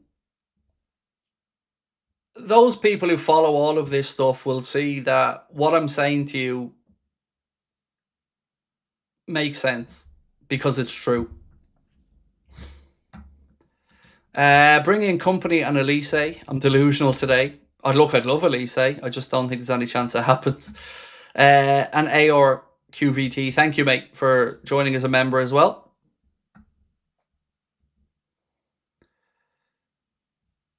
Hey Craig, I've had a tough last few weeks because I lost my dad due to a heart issue. Best piece of advice you can give me. Also, did you know my dad, his name was Gary Lydon. He was an actor in The Garden, the Clinic. I didn't know of your dad, my friend, but I'm so sorry to hear of his passing, and our love and condolences to you and your family. I don't know what age you are yourself, Sean, mate, but I was 21 when my own father died, and he died at the age I'm going to become in September when I have my next birthday, and it frightens the shit out of me.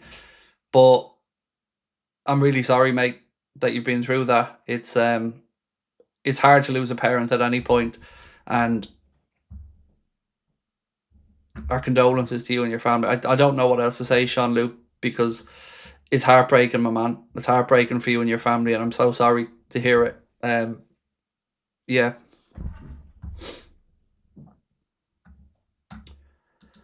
Adam Christmas is all right, bro. Hope you're all good. Keep it up. I'm all right, my man. I'm all right. Thank you.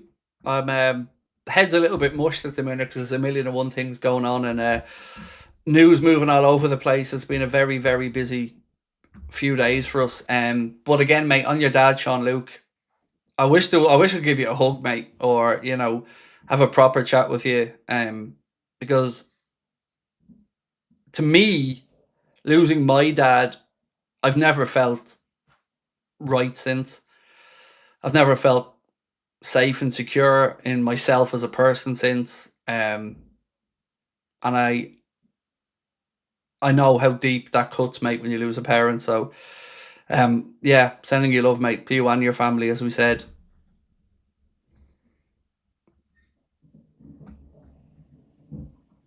So, a couple of things, my friends. I'm going to carry on. I'm not going to put out a live video because I don't think there's enough transfer stories to really justify it. I'm going to stay on until 11 o'clock, if that's all right with everybody, because I think there's some people who are still going to have some questions that I want to try to answer, because I won't be live tomorrow. Europa League finals on, and like everybody else, I'm going to cheer on Villa and hope they can get the job done. So on that one, I won't be live tomorrow, and I wasn't going to go live today, but I wanted to come on, one, to share the few bits I got today, and I also wanted to be here to answer any questions, and anyone who's feeling a bit nervous about the situation, I wanted to just show you I am here and I am not going anywhere.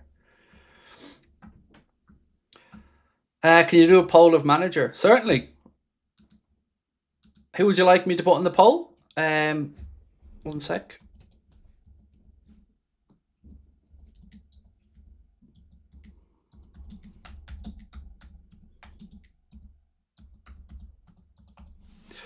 So let's try that one.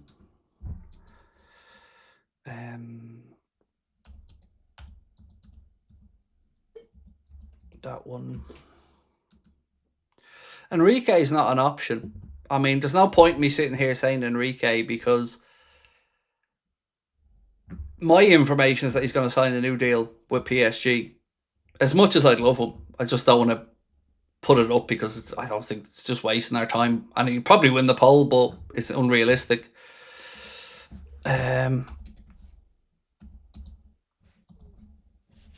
Okay, and this one. Right, so I think 4 credible names: Hoeneß, Areola, Nagelsmann, and I think Inzaghi's worth mentioning because he was on the list previously as having been looked at by Liverpool. So that's the 4 I've put in the poll, because I don't really think there's any other credible options that I've seen at this point.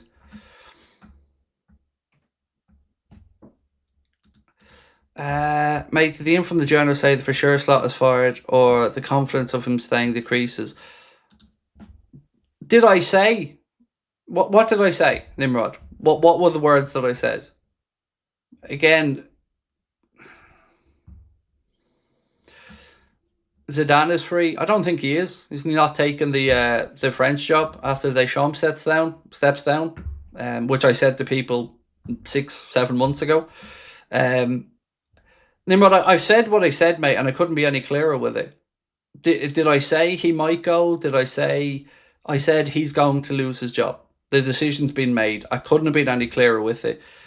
The only thing I can tell you about is the time frame, because I've always said I don't know it. I could have lied to you and made up a time frame, but I don't know the time frame.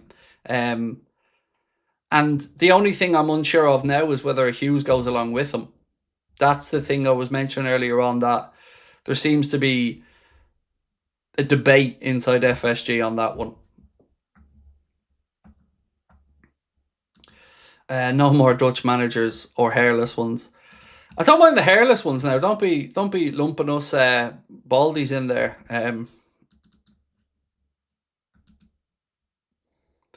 So James Pearce said Haaland's late equaliser huge for Liverpool, means slot side going to Sunday's final game of the season, home to Brentford, 3 points clear of Bournemouth. Liverpool's goal difference is superior by 6. Champions League football effectively salvaged. It's been a struggle. Fuck you, Pearce. How about that? Fuck you. I despise that man now. From a person that I defended for years, I absolutely despise everything about Pearce and his arrogant, condescending, shitty tone this season, and his downright fucking gaslighting. So fuck James Pearce, in my mind. You know, how do you, with a straight face, look down on Liverpool fans and write those with short memories and little patience? That's pathetic.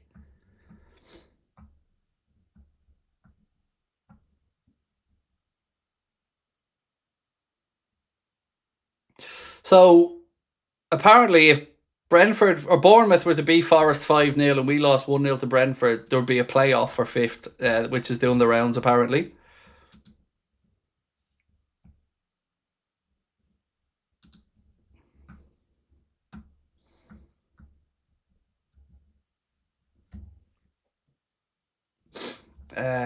What did he say? Who say? Pearce? He said those with short memories and little patience have been muted as Arne Slot's breathed new life into a managerial reign which had veered so alarmingly off course. Never, ever, ever gonna let that one go. because that was an absolute dig at Liverpool fans and an arrogant, condescending, elitist bullshit post, as if the great people know and you simps don't. I fucking hate it. And it's no accident that they're all getting destroyed on social media these days, because fans can see through it and fans have just been fed up being misinformed. These are supposed to be journalists. These are supposed to be the people that give us the credible information.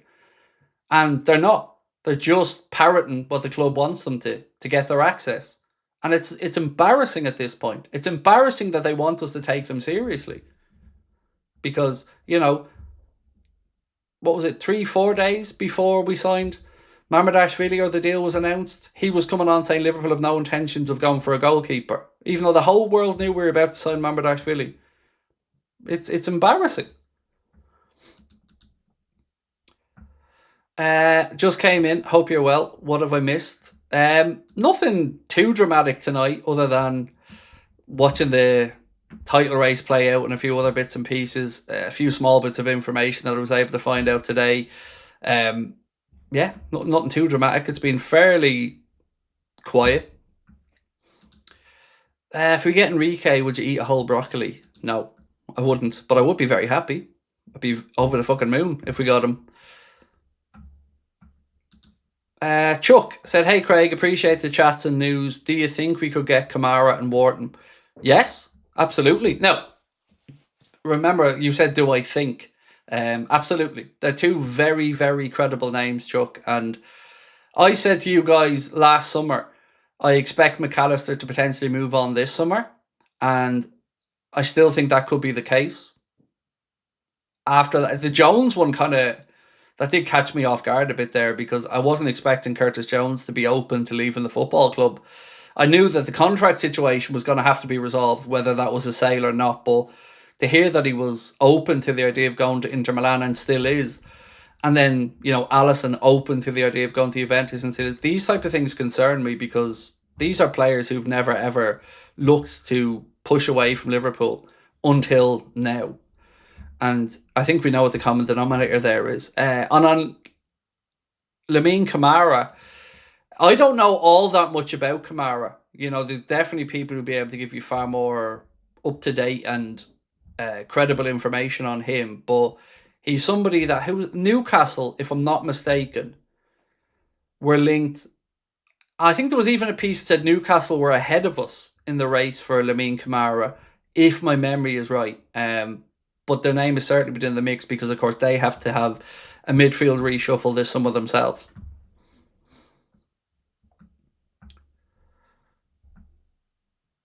Or was it Sangar? It was either Sangar or Kamara. One of them was being linked with Newcastle. I can't remember which one it was. Sorry.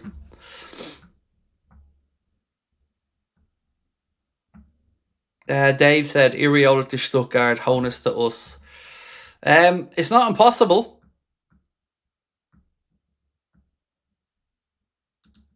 At least this whole situation has exposed the journos on the club's payroll, and journos who are authentic. Never forget. The one thing that, you know, when you're a kid and you find out certain things, you feel like some of the magic's been taken away from life for you. You see the truth in things. Getting into this world, content, media, all this type of world, has taken some of the gloss off being a Liverpool fan for me, because I used to assume that a journalist was objective all the time. I didn't believe that they could really be this closely tied into certain people at a football club and not push back. But I've been saying for ages that it's pretty clear that some of these people are just doing what the club would like and pushing narratives. But to see Chris Williams then come out as a journalist and blow the lid off what I've been trying to say to people for years, which is that don't ever for 1 second think football isn't a greasy business. It is. And there's a lot of ego and self-preservation going on. And if there's one thing I think FSG are definitely guilty of, it's taking their eye off the ball. Or maybe not focusing enough on Liverpool as of late, because how this situation, all of it, contractual situation, players want now, the power and authority given to Hughes to make so many decisions with, again, not enough oversight, in my opinion, from FSG on it. And then to have us in this position where the club's new kit was announced today and all fans want to do was sack Slot and couldn't be arsed about it, a lot of them. To see Salah being absolutely lambasted by people, I'm really angry about that. To see some of these people turning on Salah in the media, I think each and every one of them have only grown a pair because Salah's leaving the Premier League. I think they should hang their heads in fucking shame. And I think there hasn't been enough. Actually, I want to read you an article. I want to read you an article on this very subject, if I can, from Eddie. 1 second. I'm going to read you out Eddie's piece today that he wrote. You can find it on X. So Eddie Gibbs, at Eddie Gibbs, is Eddie's account. Eddie is one of the owners of Anfield Index, and Eddie wrote a piece on the situation of fan media, the journalists, and where we're at. So I think this, as Eddie always does, puts it far more eloquently than I ever could. So if you have a couple of minutes, I'm going to read this out for you. And Eddie has done some great work around this, and Anfield Index are an outfit that I have nothing but admiration for and nothing but good words to say about them. So he said, Carragher, Holt, Ladyman, Rooney and others criticise Salah, but Liverpool supporters know this crisis runs far deeper than one social media post. Mohamed Salah's social media post was not comfortable viewing. Let's start there. Liverpool people of a certain generation will always remember former chairman John Smith saying in the 1986 documentary that Liverpool do not air our dirty laundry or dirty linen in public. That principle mattered. It was part of the club's culture. Internal matters stayed internal. Problems were handled behind closed doors. Dignity came first. So no, Eddie writes, I did not enjoy watching Salah publicly criticise the direction of Liverpool Football Club. I did not enjoy Curtis Jones amplifying it either. I wish none had happened. But wishing it did not happen does not magically make Salah wrong. And this is where the reaction from large part of the mainstream football media has been utterly infuriating. Because instead of seriously engaging with why Salah's words resonated so deeply with Liverpool supporters, too many journalists and pundits have defaulted to the laziest possible narrative. Salah is selfish, Salah is bitter, Salah is toxic, Salah is making it about himself, Salah is damaging the club. Fine if that's your position, at least explain the foundation beneath it. Where is the balance in any of this coverage? Where is the objectivity? Where is the scrutiny of Arne Slot's catastrophic handling of the season? Where is the outrage over Liverpool producing historically bad results? Where is the serious examination of a side that has visibly regressed tactically, physically and emotionally over a year?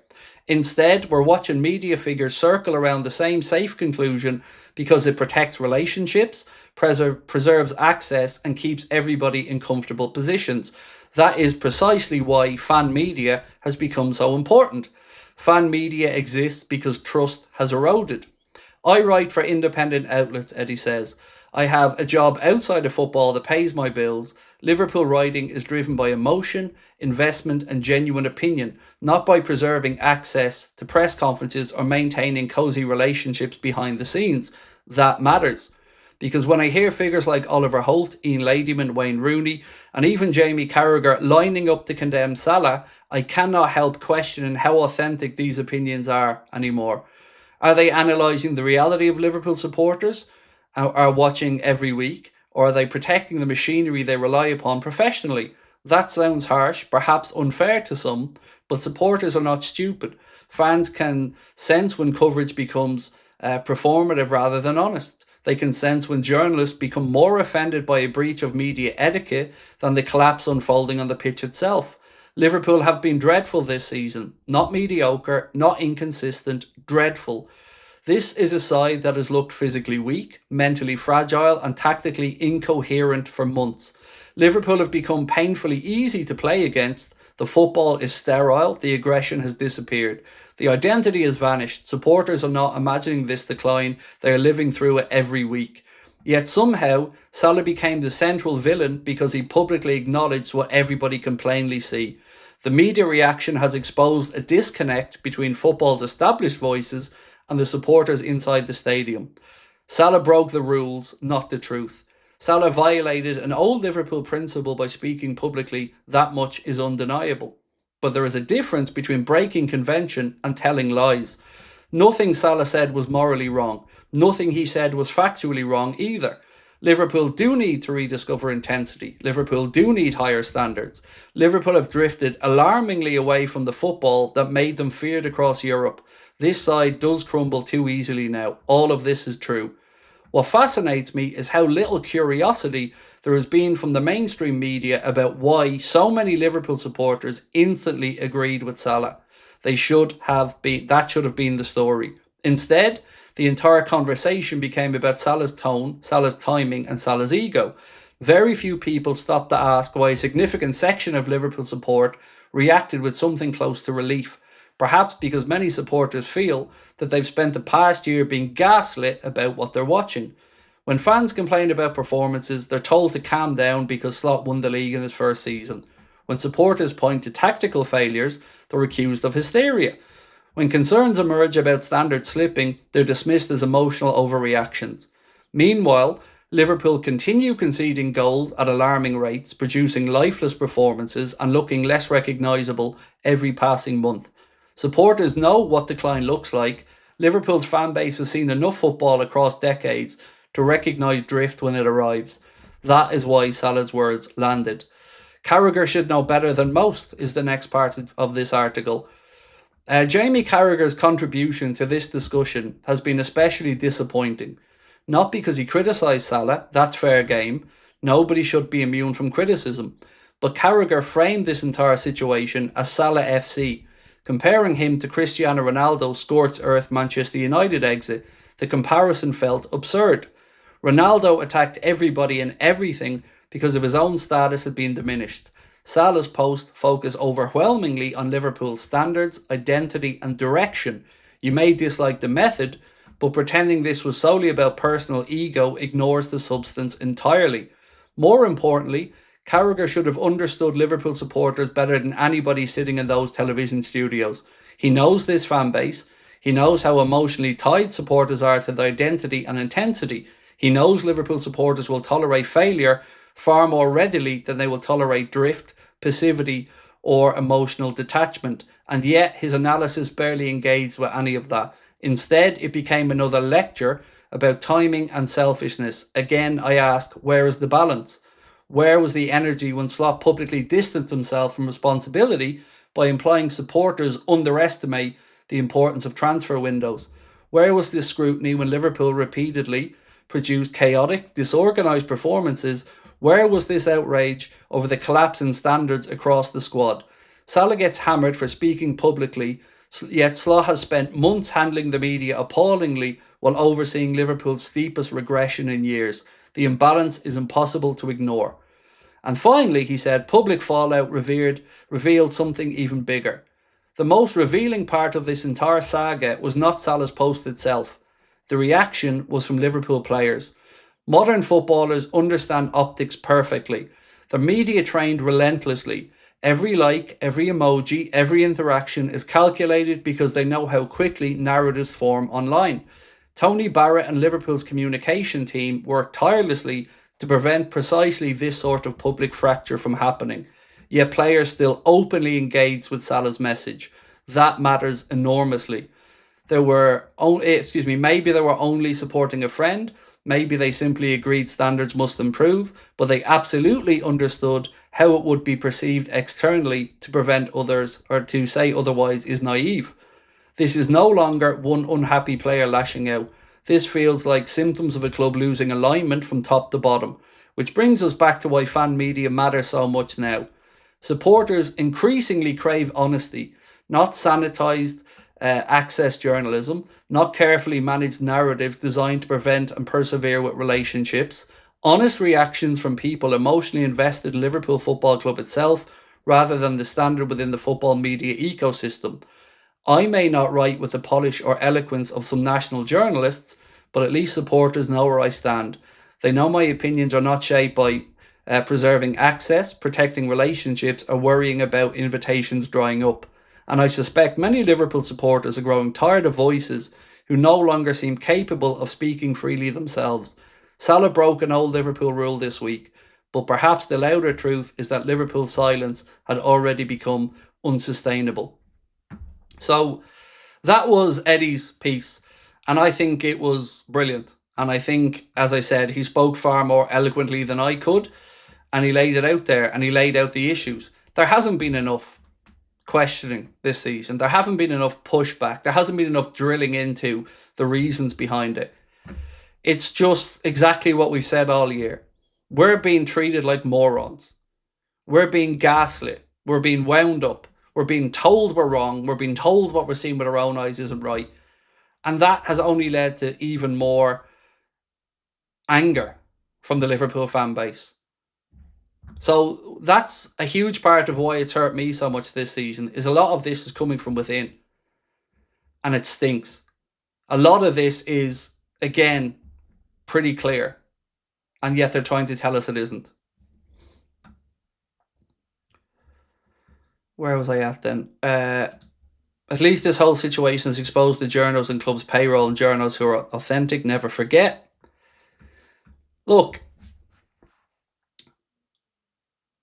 I understand that some journalists rely on these things for a living, and I don't envy them.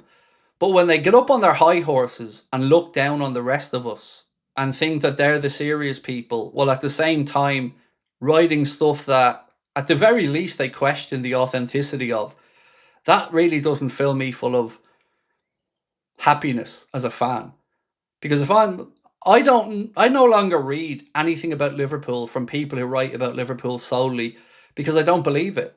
I read the likes of Miguel Delaney, or I'll read other journalists who maybe talk about Liverpool from afar, but don't have to rely upon getting access to the AXA or getting access to the press box and stuff like that. And I've said to you guys for years, it isn't a healthy relationship. The power the football clubs have over the narrative isn't fucking healthy. And when you've got people who are, in one way or another, dependent on access for some of their livelihoods, that's a very easy situation to manipulate and manage in your favour. And all football fans want is honesty. And to know that things are being written about genuinely and looked at and critiqued where it needs to be, highlighted where it needs to be. It's so clear and it's so transparent what happens at our football club. It's fucking pathetic. And so many people really need to hang their heads in shame. Their relationships have been to the detriment of their credibility. It's sad.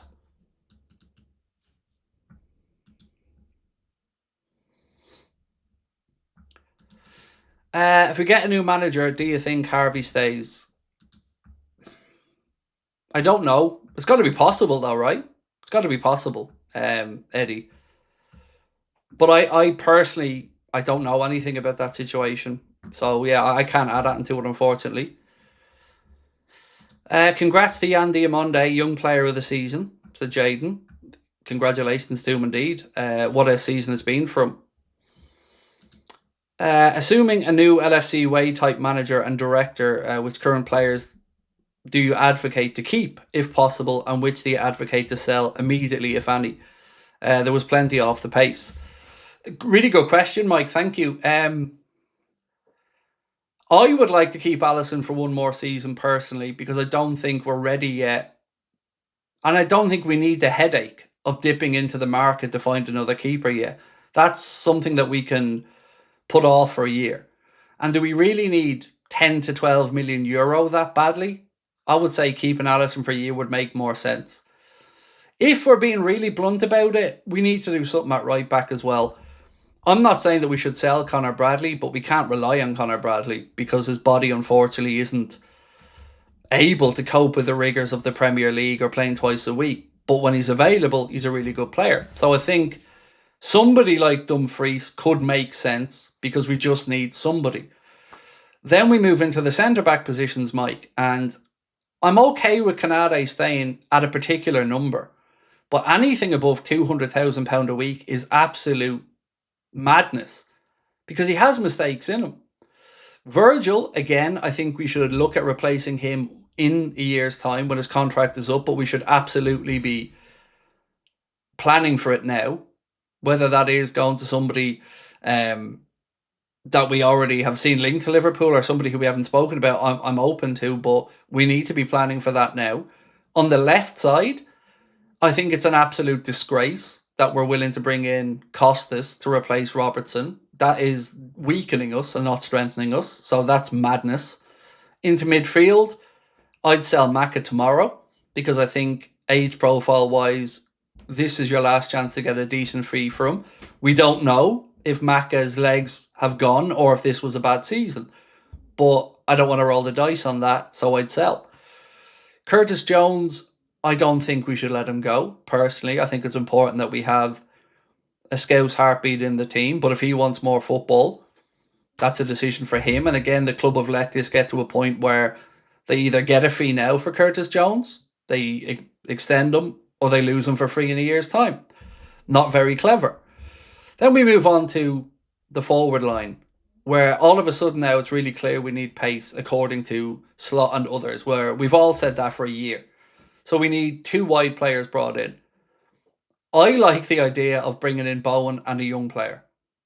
Centre forward, I personally wouldn't do anything in that position because Hugo Ekitike is coming back. But the real glaring concerns are, will Vert step up? Will he settle in? Is it a managerial thing? I think it's a large part of it. The coach, I do. I think it's a large part of it. And Isak, I just don't get. I don't know what the fuck. I don't understand the whole Isak obsession that we seem to have, because I'm not saying Isak isn't a good footballer, or I'm not saying I'm not happy we signed him, but I expected far more understanding of how to gel him into the team or what he needs to get the best out of him. So that feels like you'd understand if FSG said no more big money for you lads because you're fucking up. So that's kind of where my head's at with ins and outs. I'd love Elliott to stay. I'd love him to stay. But when you've signed Hugo Ekitike to continuously still go after Isak, it just felt so unnecessary. Again, not because Isak isn't a good player, because you've got Ian Ekitike. Did we really have a £125 million hole then to fill centrally? Or could we have brought somebody in for half of that fee and brought in another wide player? That felt weird to me. But again, it feels almost wrong to sit here and say Isak wasn't a great addition to the team, because I was absolutely happy when we signed him. But, you know, to spend £200 million on centre forwards in one window and not bring in a DM and not sort out the centre-back situation. Like, remember, we went into the January window with our centre-back situation worse than it was in the summer. In the summer, we had Gomez, we had Leone, we had Canade, we had Virgil. Then we got Giovanni Leone out. And then we see Joe Gomez in and out of injuries all season again. So we've had 2 centre-backs fit and available all year. And thankfully, they've managed to stay fit and available. But then to go into the January market, where the guy you tried to sign right up until the last minute of the transfer window, and the guy that you were briefing everybody, and James Pearce said that he'd become a Liverpool player, whether it's now or whether it's down the line, or something to that effect. He then becomes available in the winter window. And what's the briefing? The briefing is the wages were too high. That was the line that was put out. Absolute garbage bullshit. Why did you not strengthen in the window when you had a chance to save the season? Well, there's only one or two answers. Either you don't believe in the manager, or you don't want to spend the money. But they did spend money. They just spent it for Jeremy Jacquet for next season. So Manchester City ended up with an FA Cup and a League Cup from strengthening when the coach needed it. Yet again, our indecision from the brave, bold decision makers. How did that land us? There's just so many things this year that are so clearly wrong that I can't believe they've gotten away with it. And I can't believe there hasn't been much more pushback on it from the media. Well, there should have been much more pushback from the media. And as Eddie said in his piece, rather than pushing back against the narrative from the club. They've just lent into it. And fans are just left scratching their heads going, what? How is this happening? Like, we see this. We're not idiots. We see how bad it is. Stop telling us that we're unlucky. Stop telling us that any of this is acceptable. Tiger Valley said this should be nominated for a Pulitzer Prize. It certainly, I think, speaks very eloquently about the situation we've all found ourselves in this season. Nagelsmann lost his dressing room and don't want to repeat. My friend lives in Stuttgart, loves Honus, sounds like a German we know and love. A lot of people that Jägerman said the same, man. It's almost like a mini Klopp, and I'd be open to it. I would. I love hearing things about players loving the coach and running through brick walls for the coach. That gets me excited because I'm a big believer in motivation, and motivation being a huge part of any leader. And I just don't see that in Slot. I see maybe a good brain, but I just don't see the personal skills. Tyler said, hey Craig, hope you're well. Do you think there's any chance Gibbs White comes to Liverpool? No, I don't. Again, I think not because he isn't a good enough footballer. I just think the fee would be crazy, and he only signed a new deal, a year ago. And Marinakis is probably going to lose Elliot Anderson this summer. So they're going to get an obscene amount of money for that. So I just don't think the appetite would be there to sell.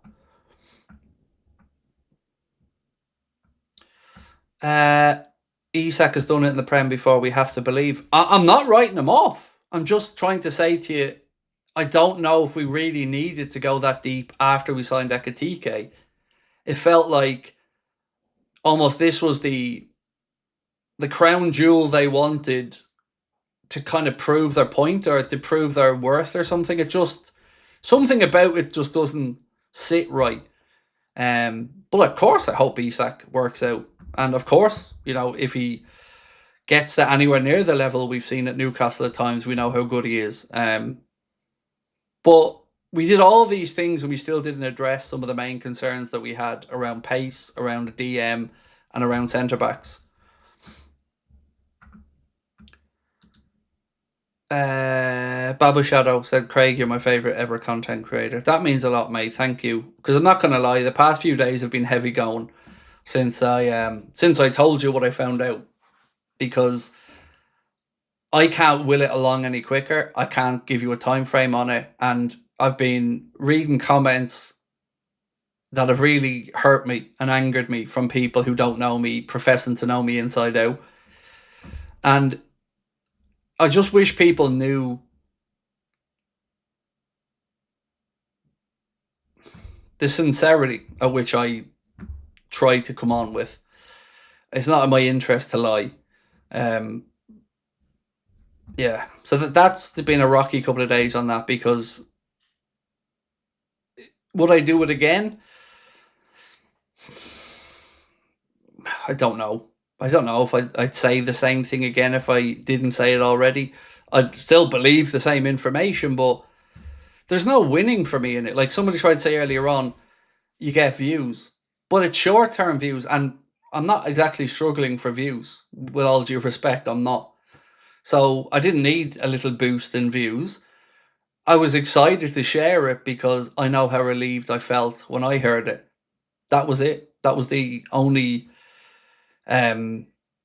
motivation to say it, is that I wanted people to finally feel some sense of relief that I felt. But it's become something that people have used to, again, try to take a shot at me. And I guess that's par for the course, and maybe it was naive of me not to expect that. But I don't know, maybe. I just hope these same people acknowledge that I'm right when the truth comes out. Same way. Because I remember it in the summer with Wirtz. I remember people saying, that hasn't happened yet, Craig. Where's that? You're full of it, mate. You're full of it, mate. You're full of it, mate. But none of them came back in when we signed them to say they were sorry or that they got me wrong. They're quite happy to try and belittle my reputation or my sincerity. And that means a lot to me, because my reputation is all I have. And I think I've been as forthcoming and honest on this channel as any content creator out there. about my life, about where I'm at, and about what I know and I don't know.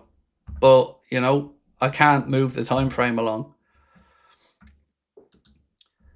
If Isak and Wirtz fail, who would be the second big name you'd want to bring in?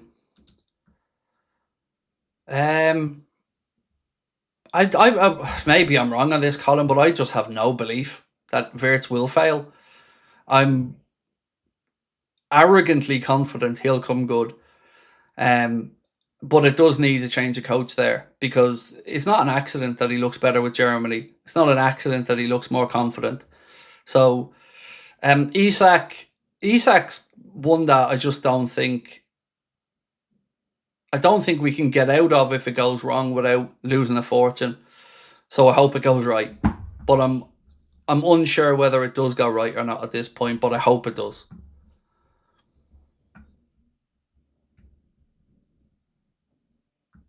So, folks, I'm going to wind it down now. I won't be live tomorrow for a late night agenda. Obviously, the Europa League finals on, so we're going to let everybody enjoy that. We will have a news video out tomorrow in the morning, a news video out in the afternoon, and another one tomorrow evening. Yeah, and all I would say is, look, I've been as honest as I can be. If it's not enough for you, no problem. But what I would just ask people is, just stop trying to slaughter me and my motives or anything in the comments, because it genuinely hurts. If I'm wrong, come back to me. I won't be hard to find. Like I've always said, I won't be hiding away, and I won't be passing blame off anywhere else. I believe I'm right. I know I'm being honest, and I hope that those same people come back in and say, fair play.